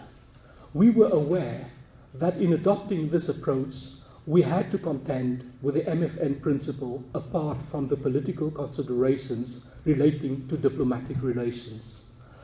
A further concern that we have was the procedural mechanism surrounding BIT arbitrations and international arbitrations itself. In about 2005, I received a request from our Department of Justice and Constitutional Affairs to provide them with comments and a recommendation whether South Africa should accede to ICSID. It appeared from the document that I received that what was known as the South African Law Reform Commission recommended to the South African government in 1996 that it would be in South Africa's interest to accede to the ICSID Convention. I consequently looked at the history of the Commission study to inform me of how they arrived at that conclusion. What I found was that only 2 academics submitted comments supporting South Africa acceding to the Convention, and that there was no engagement with any government department. The comments from the academics included statements made by ICSID that the Convention was specifically beneficial for developing countries and that it would attract foreign investment. We clearly know this not to be the case. To further capacitate ourselves to make an informed recommendation, we looked at the history of how the Convention, the ICSID Convention, was drafted and compared its content with that of other treaties such as the UNCITRAL Arbitral Rules and the New York Convention for the Enforcement of Arbitral Awards.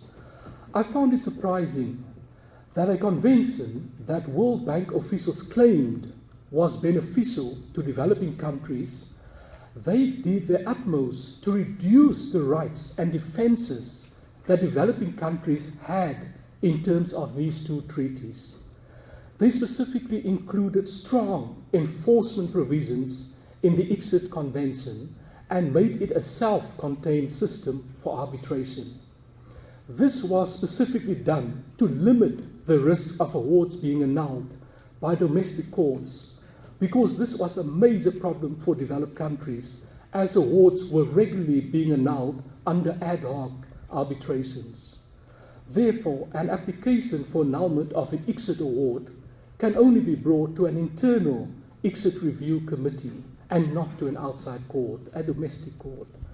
The World Bank also excluded public policy defenses, which are crucial for developing countries, more so today, as South Africa has found out, as its public policies have been under attack in international arbitration.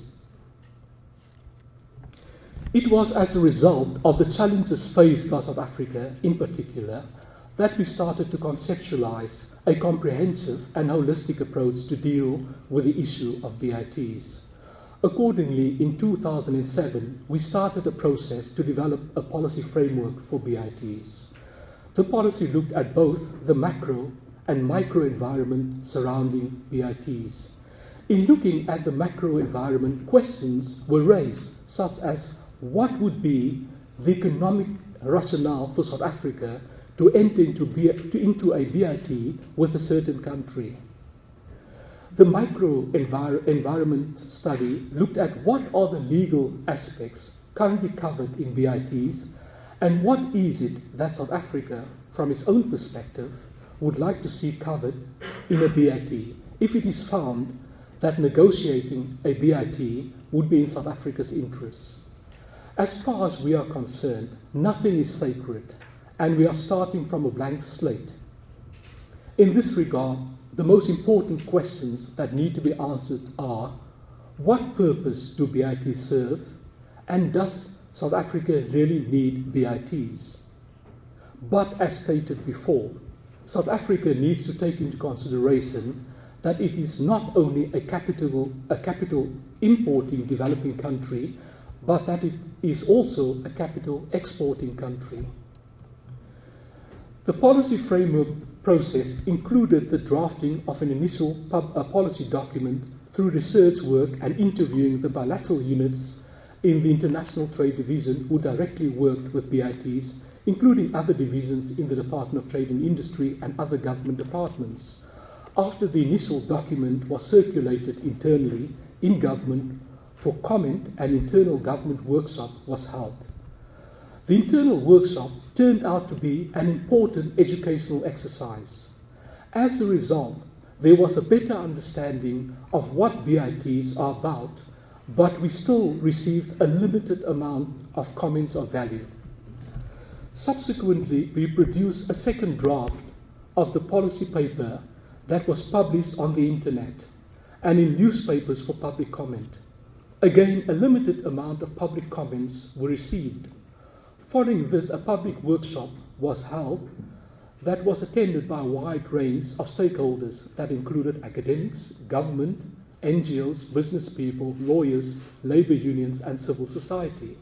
An important comment was made by a judge in the workshop who said that allowing a foreign investor to bypass the domestic courts to go to international arbitration will result in the impoverishment of the judiciary as far as adjudicating disputes involving foreign investment. An extended period was granted for further comments, and a number of useful comments were received. A third draft of the policy paper was adopted by the South African Cabinet, and there I will just briefly say that basically what was decided, as you know, unlike what is presented to the world out there, that with this myriad of BITs, countries are developing customs and countries are developing international law. That is not correct. BITs are short-term agreements. It is normally concluded for 10 to 15 years. So on the part of the negotiators, there are no intention that these rules are supposed to continue after 10, 15 years, because there are provisions in the BITs that allow one of the parties to terminate these BITs if you choose not to continue with those rules. So these are not permanent agreements, these are short-term agreements. And what we have now recommended, that South Africa will look at these BITs, and we've established now before it will a decision whether to negotiate a BIT or not was taken by a South African government official at the request of a foreign country or at the request of an ambassador, because ambassadors like signing agreements. It sort of goes into their performance agreements. Look what we've done during our tenure, we've achieved something. And ministers, when they travel, they need something to sign to justify them traveling. So we need to take that away from them. So what we've decided, we're going to establish an interministerial committee, and the committee will then take a proper decision after proper consideration whether, number one, to sign new BITs with any countries that request, or an ambassador that requests, and then, importantly, to look at past BITs, because most of the BITs that we signed in the 90s, and most of them are now coming to the end of their lifespan, 10, 15 years, and we have to take a decision whether we will simply terminate these BITs or whether we will offer to renegotiate these BIT based on a new model BIT, which will be drafted taking into consideration South Africa's peculiar circumstances. So those are the type of recommendations we made to Cabinet and which was accepted. But I just want to go on further a bit about other forums we've engaged in. South Africa also engages in other forums such as the OECD and the Heiligendamm appeal process. That is the G8 countries plus G5 referring to the bigger developing countries such as China, Brazil, India, etc., and including South Africa. And UNCTAD, when we engage in discussions on the regulation of foreign investment, we, South Africa, start from the point of view that currently it cannot be said that an international investment law exists. For such a law to develop, there needs to be, amongst others, universal acceptance of the principles contained in BITs and other international agreements. There is no such universal acceptance despite the numerous BITs that have been signed. International arbitrations have resulted in a confusing array of many different interpretations of the same principles and on the same points in issue. Our view is that what we currently have is a system of investment arbitration based on treaty rules, not international law. Accordingly, we believe, just as other treaties are subject to principles of customary international law and international law as a whole, for example, the application of the Vienna Convention on the Interpretation of Treaties, BITs are equally subject to international law. BITs, therefore, cannot be interpreted in isolation from other treaties to which the two countries are parties. It is a principle of public international law that there are some obligations, namely jus cogens, and I'm not a good Latin pronunciator, namely jus cogens, that states cannot contract out of, for example, jus cogens contained in human rights treaties. In one forum, we also discuss a topic titled Non-Jurisdictional Issues in Investment Arbitration. This debate starts from the premise that investment arbitrators' jurisdiction is limited to what is contained in the BIT and has to interpret the BITs in isolation. The question that is posed in the debate is whether there are any other issues which arbitrators may look at in arriving at an award. It is South Africa's view that countries cannot be treated as commercial entities that are involved in a contractual dispute. In this instance, the contract being the BIT. A state's responsibilities are not limited to the foreign investor only, and there are many other obligations placed on states in relation to all its citizens. And in a number of instances, the obligations resting on a state in relation to the investor and its obligations in relation to all its citizens can be in conflict with one another.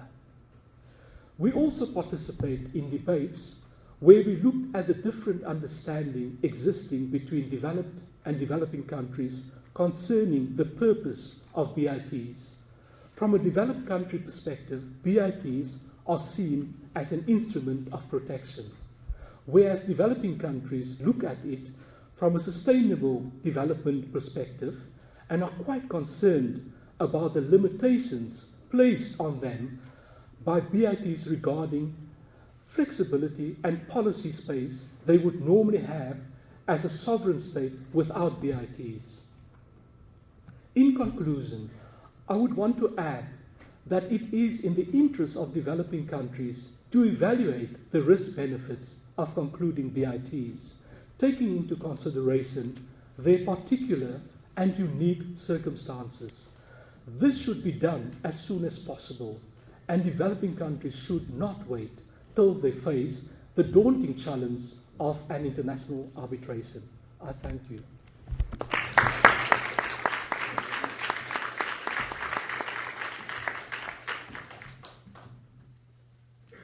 Well, first of all, thank you very much, George.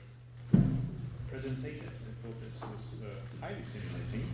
I have a very bad news for Randall, though. We sign these kind of contracts every day.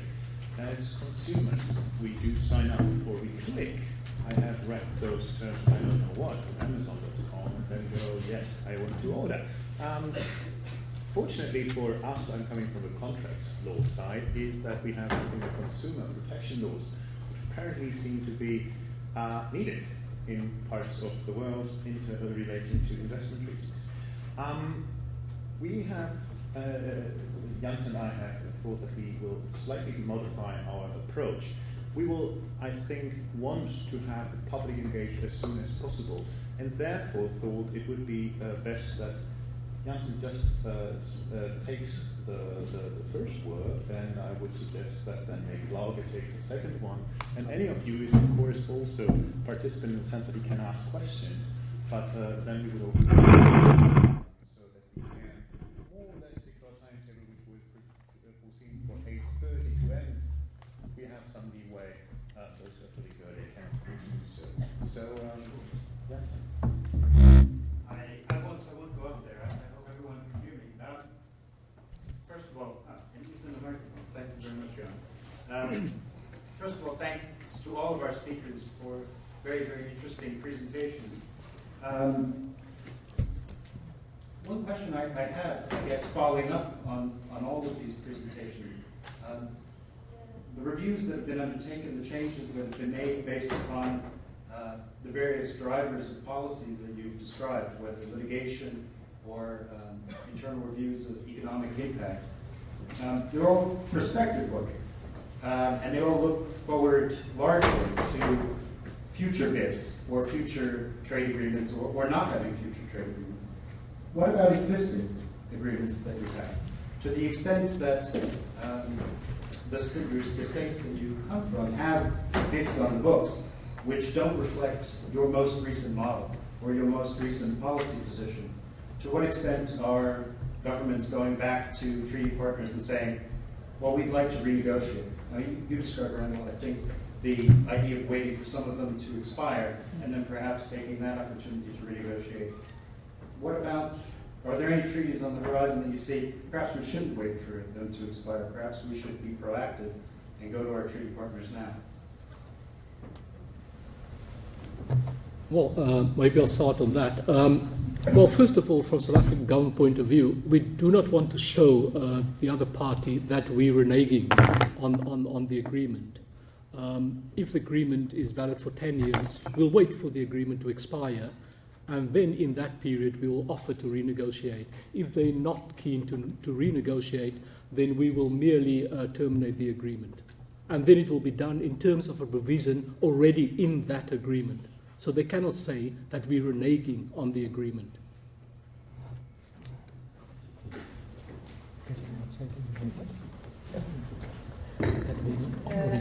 We have had various approaches to that in Norway. At one time, the policy was that we terminated the agreements that we were able to terminate. Because most of them are, they do not expire after 10 to 15 years, but you can terminate them, and then they will go on for 10 to 15 years if you don't do anything. So for one period, it was decided that we should terminate them, and we did with 2 agreements, with Indonesia and Malaysia.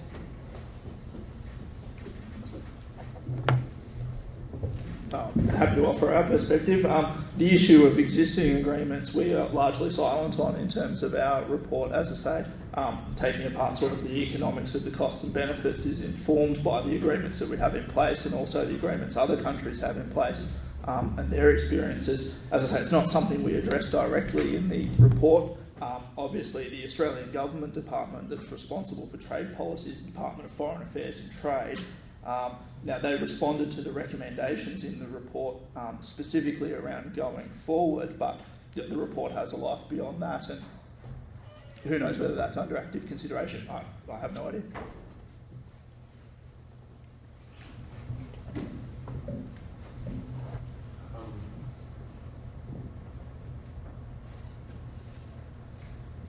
Maybe just a little word on the European perspective here, because of course, as you know, the draft regulation forwarded by the Commission provided for a review of the existing BATs of the member states with third countries for the transitional period until they are replaced by European BATs. And in that respect, the Commission sought to have the possibility to check those BATs against European law because of the supremacy of European law inside the European Union. Regarding the overlap with existing trade agreements with third countries, so as to avoid having kind of parallel ways of regulating certain aspects. And thirdly, which is the most controversial, to check the compatibility with EU policy. And as you may know from the debate in the Parliament, that was really the spark which brought about a huge discussion, because clearly the member states don't want that. They do not want their BATs to be reviewed against EU policy. And it may be interesting also to mention that the European BATs, in average, are only 4 pages long as compared to the American ones. And that brings me back to what Randall also said. I mean, they are so short and so broadly framed that eventually the question is, how can we really keep the same level of protection which we're having right now in the future without, and at the same time incorporate best global practices? Because as soon as we do that, as soon as we look into NAFTA experience, as soon as we look into all the other countries' experiences, we will have to include some qualifications, and any qualification of these 4 pages will result in some kind of a reduction of investor protection, and therefore there is still lots of thinking to be done in Europe as well. What do we really want? And therefore, do we keep those VATs now the way they are? Probably yes.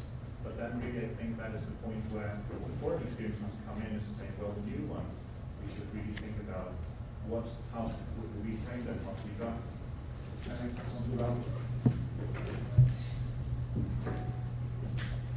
I'm going to skip this. I don't think I know how it works. Can you hear me?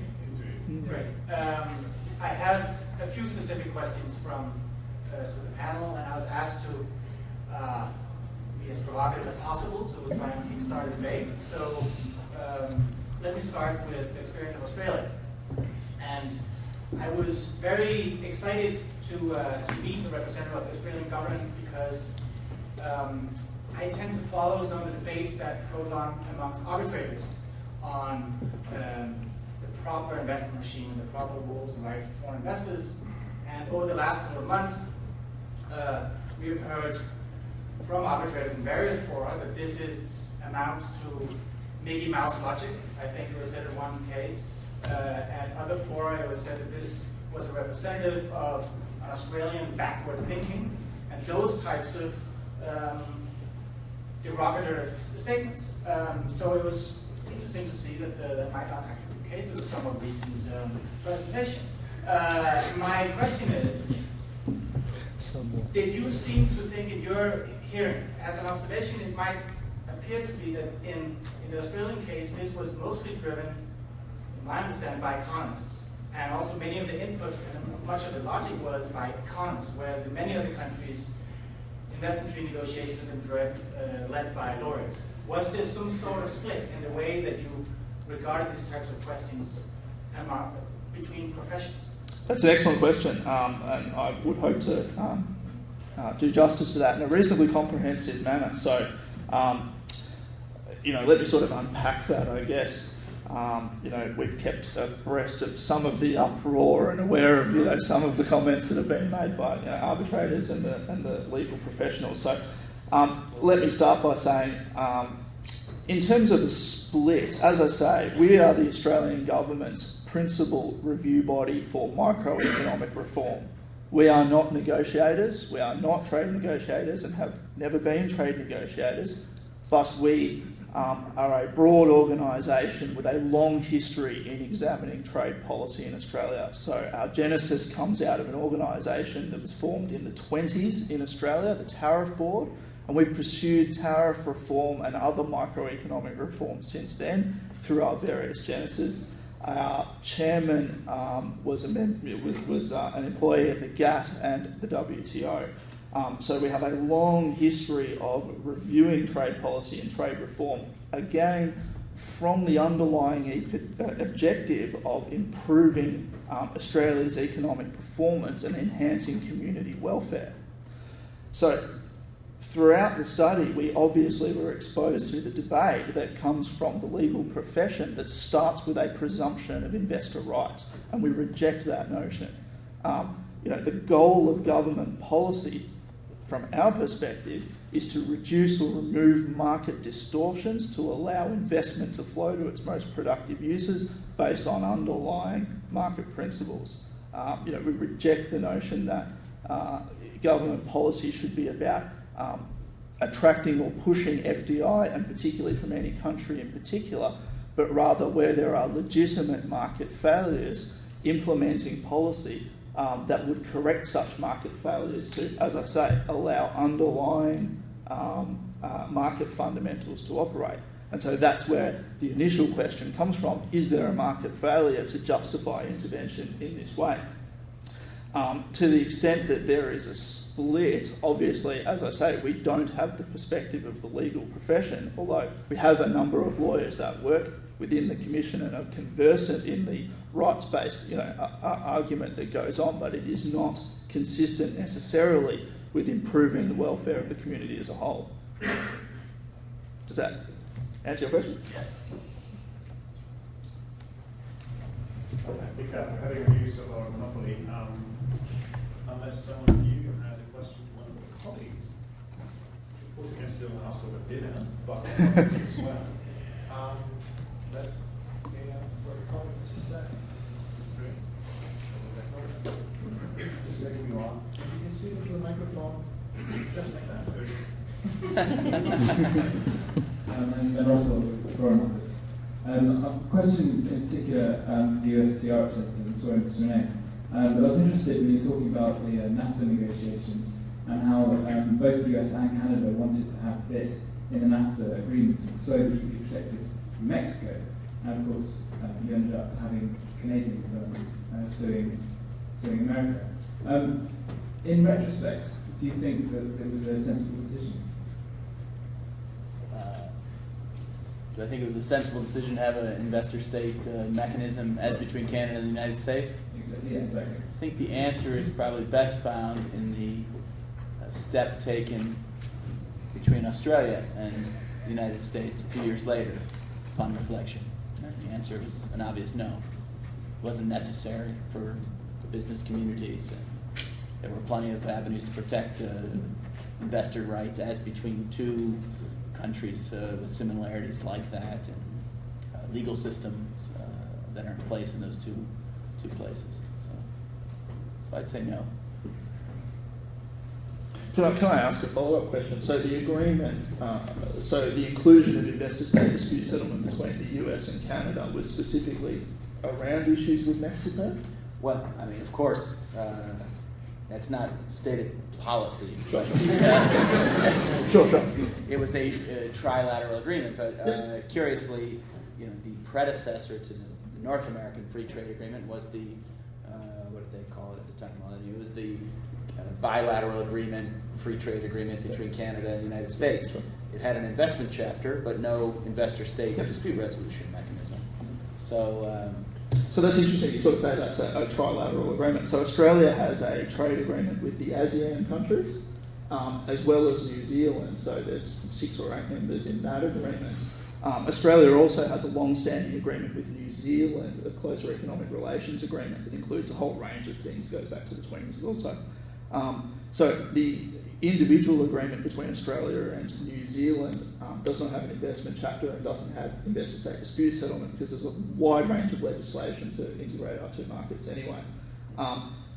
Participation in the agreement between Australia and New Zealand with ASEAN allowed for investor-state dispute settlement between the ASEAN nations and Australia and New Zealand, but excluded ISDS between Australia and New Zealand, consistent with their existing agreement. So that's one contrast, I guess.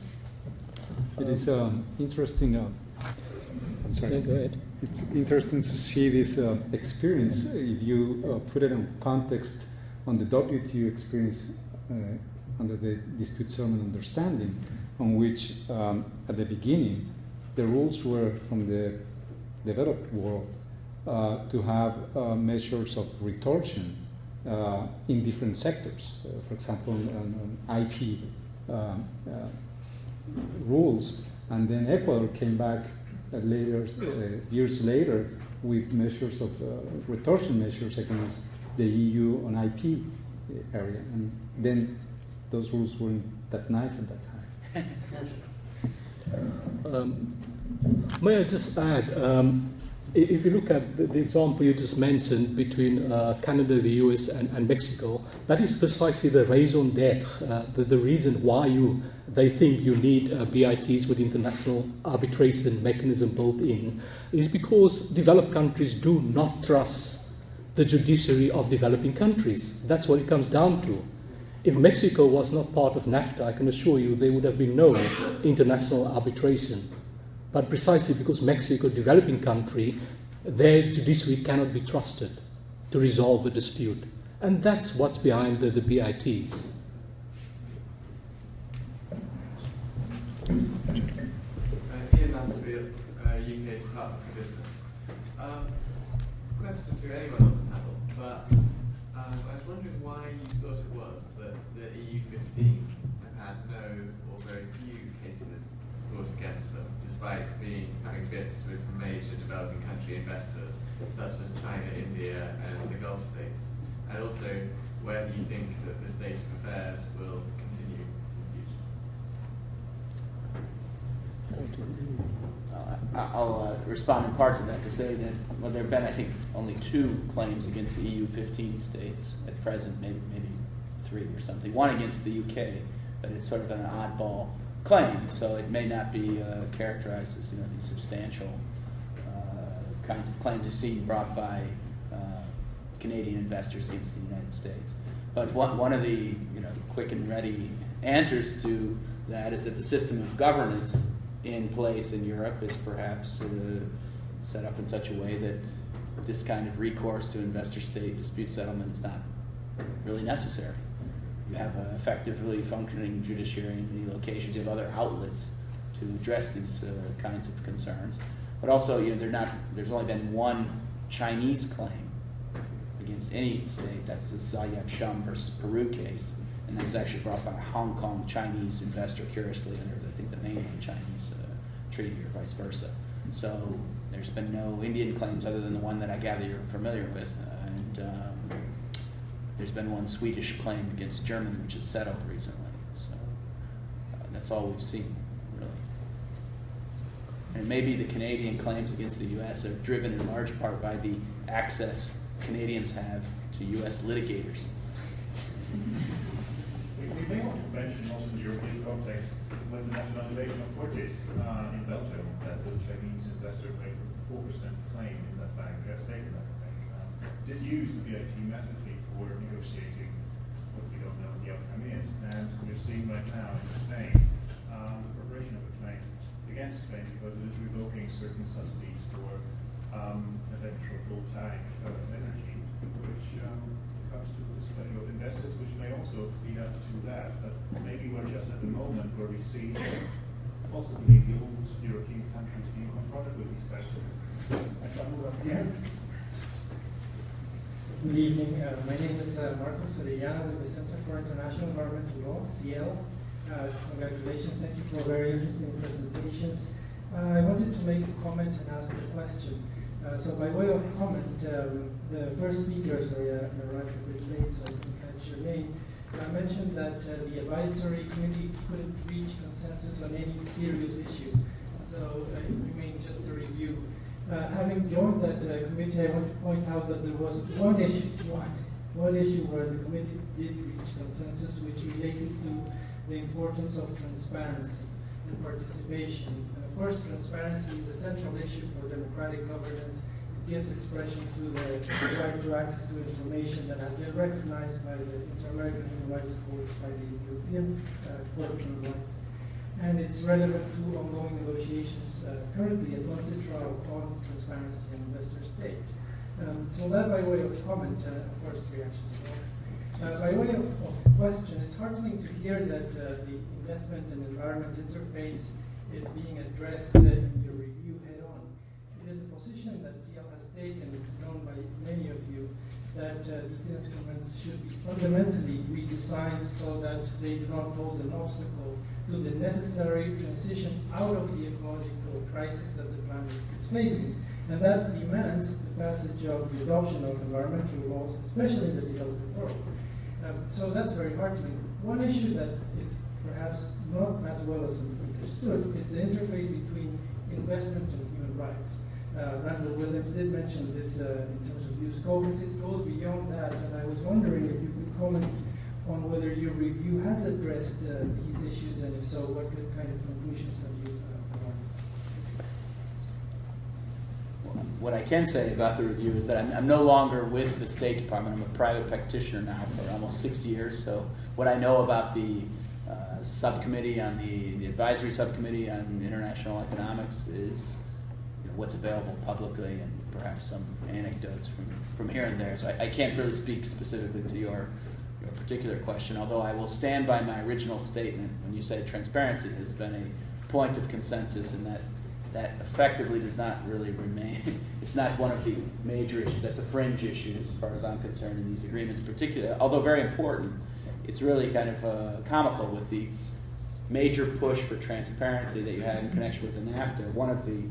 There's sort of three types or categories of transparency: access to documents, ability to attend the hearings, and an ability to have non-parties weigh in on a case through essentially amicus curiae submissions.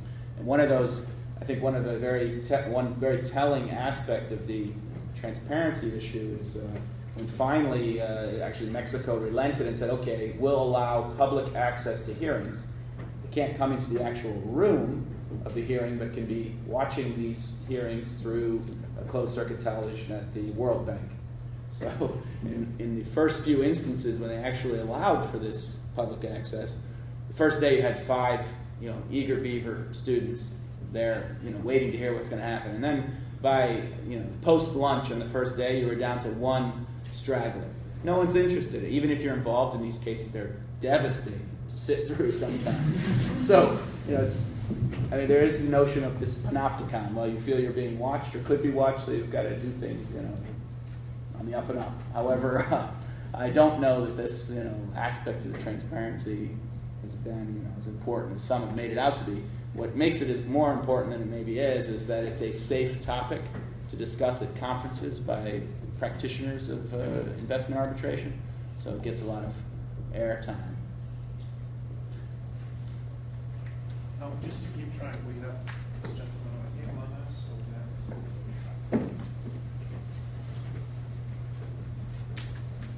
Yes, please.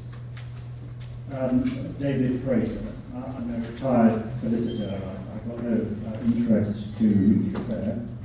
Clearly, there are tensions and misgivings, which have been expressed really very eloquently from the perspective of the national interests of the nations represented by the panelists. And I think it's worth reflecting that this bilateral system may not be working very well. And it wasn't the first choice of the international community when, if you go back to the 1960s, the General Council of the World Bank tried but failed to persuade the international community to adopt a multilateral approach to the protection and the promotion of foreign investment, but failed to get a consensus. And following that, the bilateral approach was Plan B, if you like. The ICSID Centre was set up, and then the rest is history. But since then, consensus has been reached in the areas of human rights. Has been a greater consensus on international trade generally, represented by the WTO. My question is whether, in view of the tensions and the disappointments, if you like, which may get worse rather than better in the future, maybe the time has come for a more serious and sustained attempt to try and maybe roll investment protection and promotion into the WTO or some other device adopted, and revisit the formerly failed attempt to adopt a multilateral standard.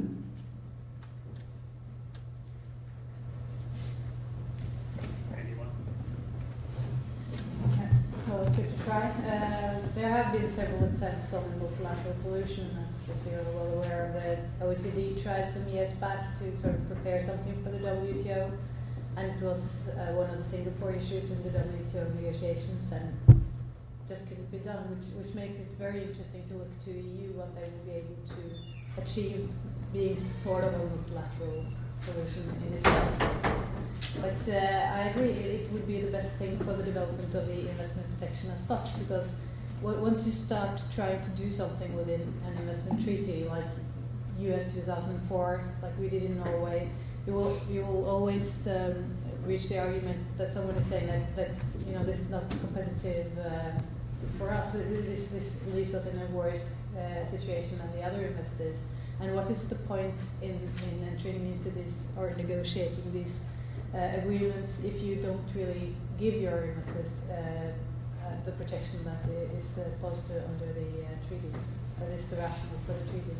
So that could be solved if we reach a multilateral solution.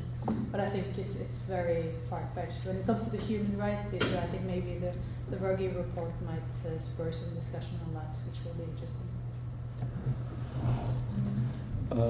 If I may add, we actually had a process in place. That's why I referred earlier to the Heiligendamm process, where the G8 met with the G5, and the G8 also had an additional member, the European Commission. And one of the issues we looked at to see if we could agree on core principles. And we had several meetings on many principles that were laid out on the table, and we could not come to an agreement. And the idea was, if these 13 nations could agree on core principles, it could be transferred to multilateral negotiations. But we were not able to do so. We were very far apart. Because if you look at what's happening now, the substance of treaty principles are basically being unpacked. Meanings are being given to these principles by lawyers. If you look at there are lawyers based in London, Paris, and New York. They are the ones making law, so to speak of. I mean, that is something you will never allow in your national jurisdiction, for lawyers to make law. I mean, that's a clear conflict of interest. So that is one of the recommendations we also made to the South African government, that we should incorporate these principles into South African domestic law so that judges can give meaning to these principles and not lawyers. So for multilateral negotiations at this stage, we're too far apart.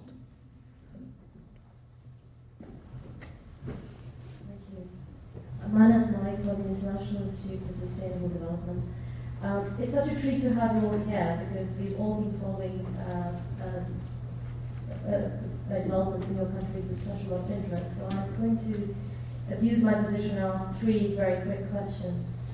One, and this is specifically to the representatives from Australia and Norway. As far as I know, there are no cases, there was no threat of cases against Australia or Norway from under-investment treaties. What really prompted these reviews, which is quite different from, I guess, to some extent, the South African, the U.S. and Ecuadorian perspective? And what kind of message would you have to other European countries? What do you know that they don't know? Because there are no such reviews in place, at least in this country. Second, a question which has always confused me is directed to Mr. Pollock. You mentioned that Australia and the U.S. FDA did not have an investor-state clause because there was mutual trust between the two countries on legal systems. There was also an FDA signed with Singapore very shortly afterwards or thereabouts. And I wonder what is the reason to have an investor-state clause there, given that Singapore, I think, is fairly comparable to the Australian legal system and the US one being a common law system. And finally, to all members of the panel, there are about 180 countries having entered into over 2,700 BITs. About 90% of them look the same. I guess your countries are seen as a minority, I would say, under 10 countries that have these new and innovative approaches. How do you think your ideas will influence the course of international investment treaties in the next few years to come? Thank you.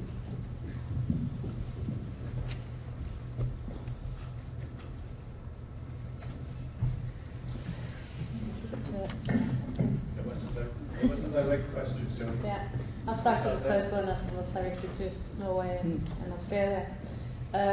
When we terminated the negotiations of BITs, it was way back in the mid-90s, as I said, and it was because I think someone suddenly realized that this is actually reciprocal. This goes both ways, and we are captive importers as well. We have a large petroleum sector, and suddenly there was a threat. So I think that was where it started. And then we realized that we might have some constitutional concerns, and it just went on from there. The reason why we started looking into it again was because the Norwegian industries wanted the government to start negotiating again, and also we had a lot of, we were approached by a lot of governments, specifically in the developing world, that wanted to negotiate with us. So that's why we tried to start a new model discussion. From Australia's perspective, you're correct. The Australian government has never been the respondent in an ISDS case, and as far as we're aware, no Australian business has ever been the claimant in an ISDS case. So we are probably, unique at least on this panel in terms of never actually being involved in the outcomes of any cases. It really is a sort of prospective look forward. As I say, what drove it was a general public process. The Commission, as I say, has been undertaking this work for a long period of time. We have a wide-ranging series of reviews, and it just so happened that the government wanted us to review trade agreement policy. The majority of what our report deals with is around the issue of FTAs, including preferential tariff cuts, issues around intellectual property. This is really only one issue out of quite a wide-ranging review of trade policy that we undertook for the Australian government. I'm happy to offer an opinion on the second question as well. The Australian government has a trade agreement with Singapore as well. As the US one has ISDS involved in it, the other one does not. No one pretends governments are always consistent. And I can offer an opinion on the third as well. Whether or not, what influence do we think we'll have on the world? From the Commission's point of view, our goal is only to have influence on the Australian government. I don't know that we have any special insight, and that other nations undertaking such transparent analysis, I guess, from a community-wide perspective, not a sectoral focus, would not necessarily come to the same conclusion. So,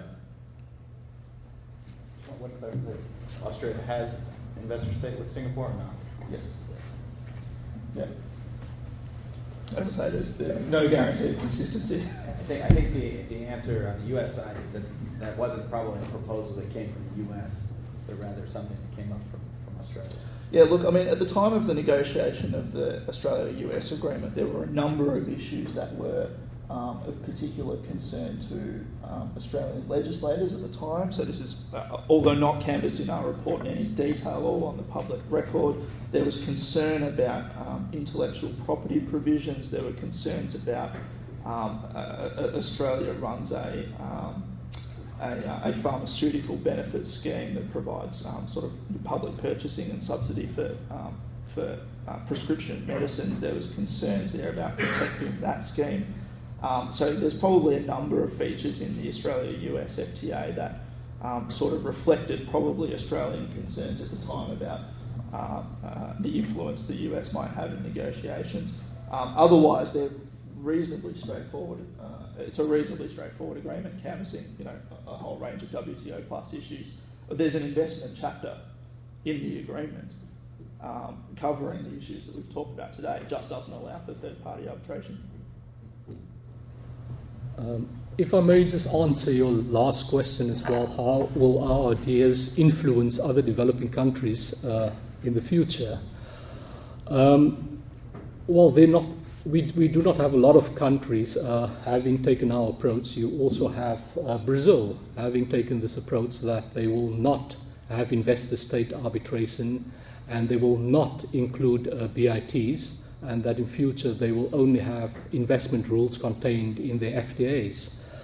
So we are few at the moment, but we have planted a seed, and seeds tend to grow if you look after it well, and we just have to spread the word. And in fact, what's been happening now, as I told you, we continued with our program of negotiating BITs with other African countries. And what we find now is that the other African countries that we signed agreements with are reluctant to ratify these agreements. So they are starting to be educated of what it is that they're in fact signing. I'm Toby Landau from Essex Court Chambers in London. The question I've got is, we've heard a range of concerns articulated by the panel. Those concerns seem to break down into two different types of issue, which are analytically distinct. One concern is about the breadth and depth and range of substantive protections that might be afforded to investors under BITs or FTAs or similar arrangements. The other concern is a procedural one about investor-state arbitration as a mechanism. What I'd like to hear from the panel is just focusing on the second of those, putting aside the substantive protections, what is it, from your perspective, from a state policy perspective, what is it that is dysfunctional about the investor-state arbitration process as a mechanism that means it's got to be avoided? Is there something inherent in it that is stacked against a state? Is it inherently unfair? The studies that have been done on this show empirically that it's pretty 50-50 in terms of outcomes, but clearly there is a perception. And what I'd like to know is, from your perspective, what is it in concrete terms that tells you, when you're advising on policy to a state, that the state cannot actually appear on an equal basis with an investor, cannot utilize the flexibilities that are available in the process to get the tribunal that you want, to get the procedures that you want? Why is it that the system doesn't work? And ultimately, is it really actually a question of these substantive protections more than the process? So are you going to? Okay, I'll go first. Well, you say what's wrong with the system. My question would actually be, why do we need the system? I mean, if you look at where the system is being used, the OECD countries, there are very, very few OECD countries that have signed BITs with each other. It doesn't exist, very few of them. The reason being that they're quite happy with the legal certainty that exists in the national jurisdictions of the other OECD members. So those are independent judiciaries that you can trust. From South Africa's perspective, we believe that we have an independent judiciary. And the original reason why countries that were capital exporting countries wanted to bypass the domestic judiciary was because they believe that they won't get a fair hearing, that the judiciary is loaded against the foreign investor. So what they wanted a guarantee that they would get national treatment, the same treatment, that their disputes will be treated in the same manner, that nationals of that country, the type of treatment those nationals will get under their judiciary. The same treatment, no discrimination against the foreign investor. That is the reason. Because previously what you had, especially what happened in South America with the military regimes, where you had the judiciary was loaded against foreign investors, where you had discrimination against foreign investors. What happened when the Shah was thrown out of power in Russia, the same thing happened there. You had foreign investors were being discriminated against. Now that we've said, look, in South Africa, for example, we have an independent judiciary, we will treat a foreign investor in the same manner that we treat a South African national. There's absolutely no discrimination against a foreign investor. What BITs seek to do now, they say, no, you're not allowed to discriminate against a foreign investor. You must discriminate for a foreign investor.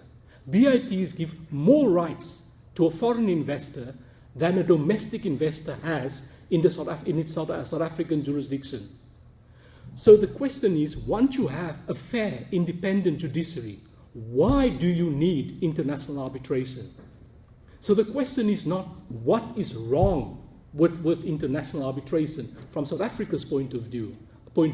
The question is, what is wrong with the South African judiciary? Can it be pointed out that South African judiciary has discriminated against foreign investors? And we don't think it can be done. So for us, we're looking at it from a different perspective. But I can also go in, after colleagues here, look at what is wrong with international arbitration from your perspective. I would like to add, in relation to the reciprocity issue, that if you take a look at the FTAs negotiated between the U.S.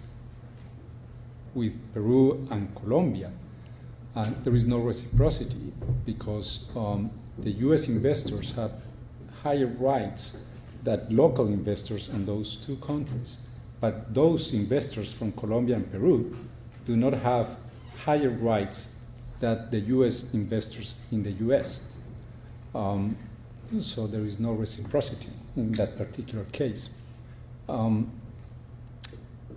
Ecuador could try to influence other countries, I would guess that's something that is being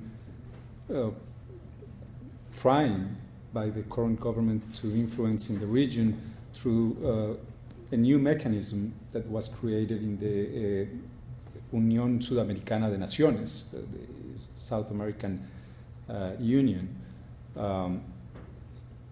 There is a discussion going on the creation of a regional center for dispute settlement between investors and those states. I would say that on the same line that Toby Landau has pointed out, I think the problem is not really the procedural rules on arbitration, but substantive rules on BITs. And that's something that is not being addressed on this initiative in the UNASUR countries.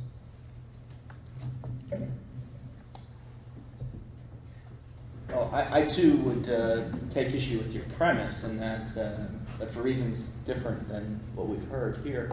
I don't think that the U.S. perspective, and my personal perspective, is not that there's a procedural bias against respondent states. I think, like you suggest, empirical evidence suggests otherwise, but it is incumbent upon the states to take control of the policy space, including the formulation of the treaties and how they're going to be represented and manage their treaty obligations. And that is, I think, where there's been a great deal of, there have been many shortcomings in a number of places.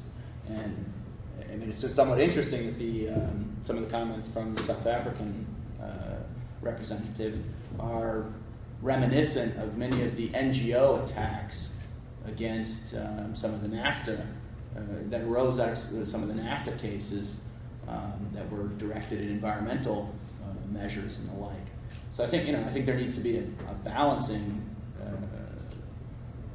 and an assertion of a degree of control by the state representatives after a thorough analysis of what can be done to, let's say, reform in a way that is preferred by the state, a mechanism that really has to be there for lack of a better option at present. The MAI is not, I know Mr. Fraser suggested that's a possibility. My own presentation suggested there's a degree of convergence which might suggest we have groundwork laid for some sort of multinational, multilateral effort on the horizon, although I think that's some years off, to say the least. But, what I'm talking about is more along the lines of not fixing something that's totally broken, but rather improving upon the existing framework.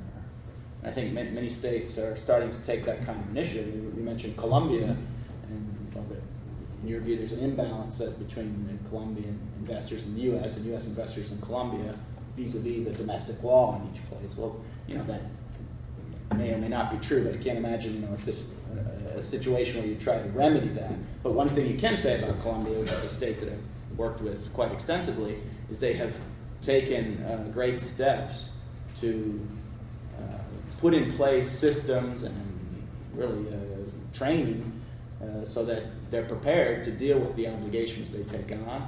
And if there are cases, which there really haven't been any that have materialized in a meaningful way yet, they're able to deal with it. And that's what many states have not done very effectively.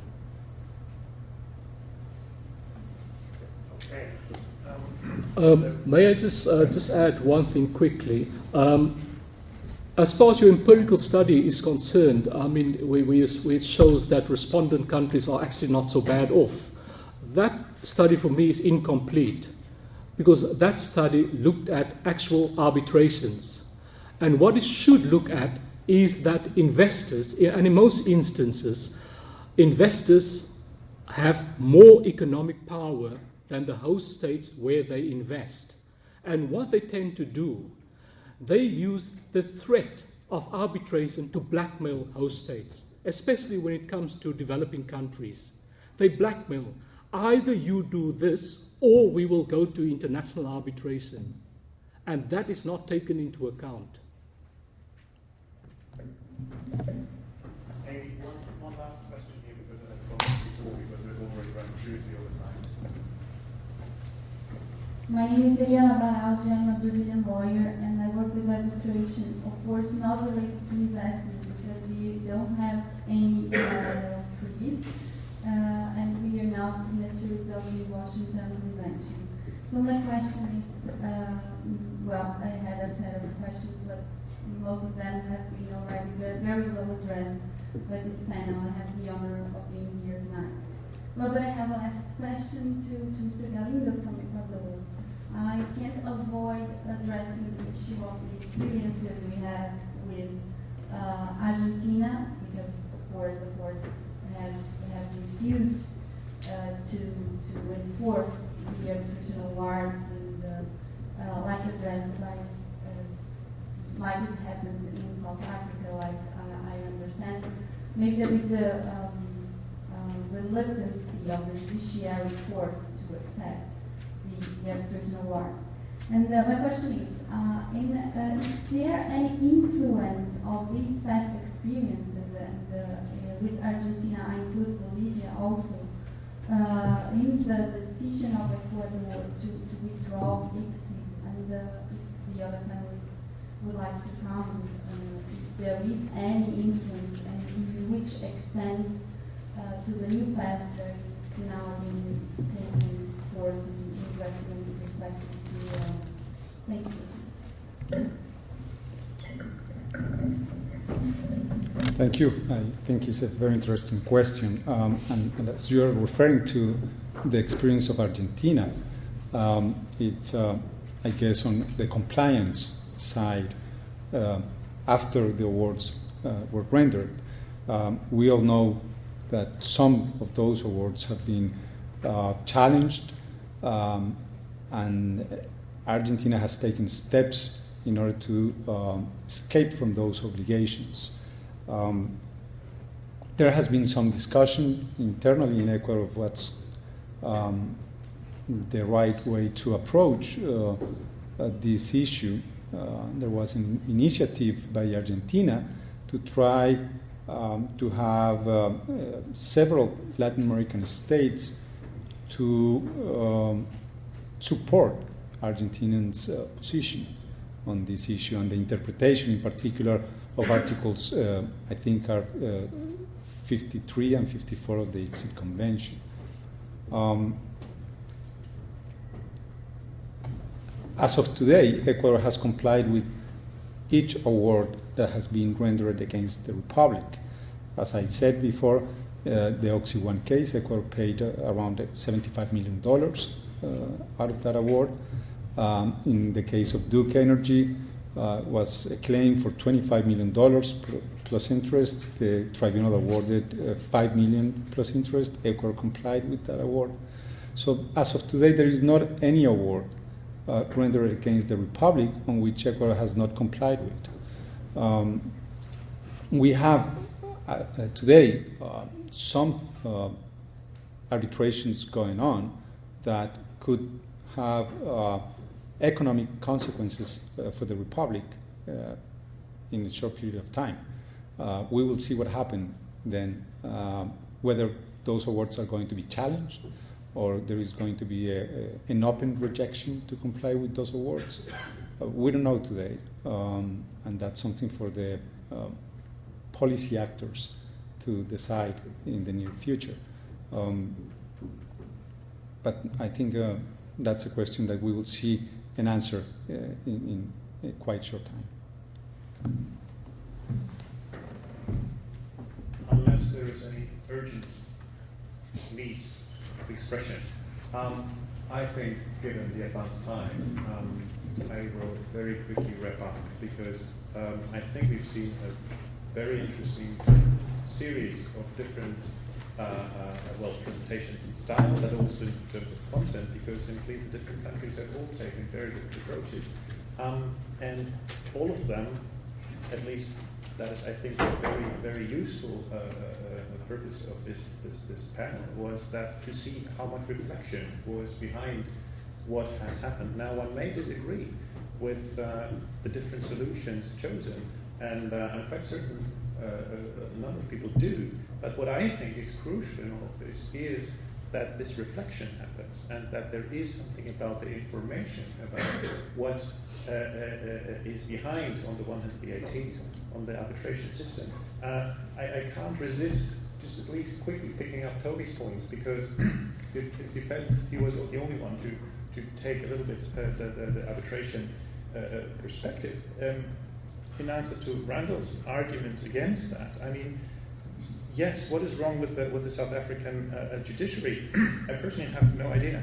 I do have so some ideas. There is something wrong. And I don't want to offend anyone, but I might, by saying that I do know something about quite a lot of South American jurisdictions. And it is not necessarily something about discriminating against the investor. Sorry.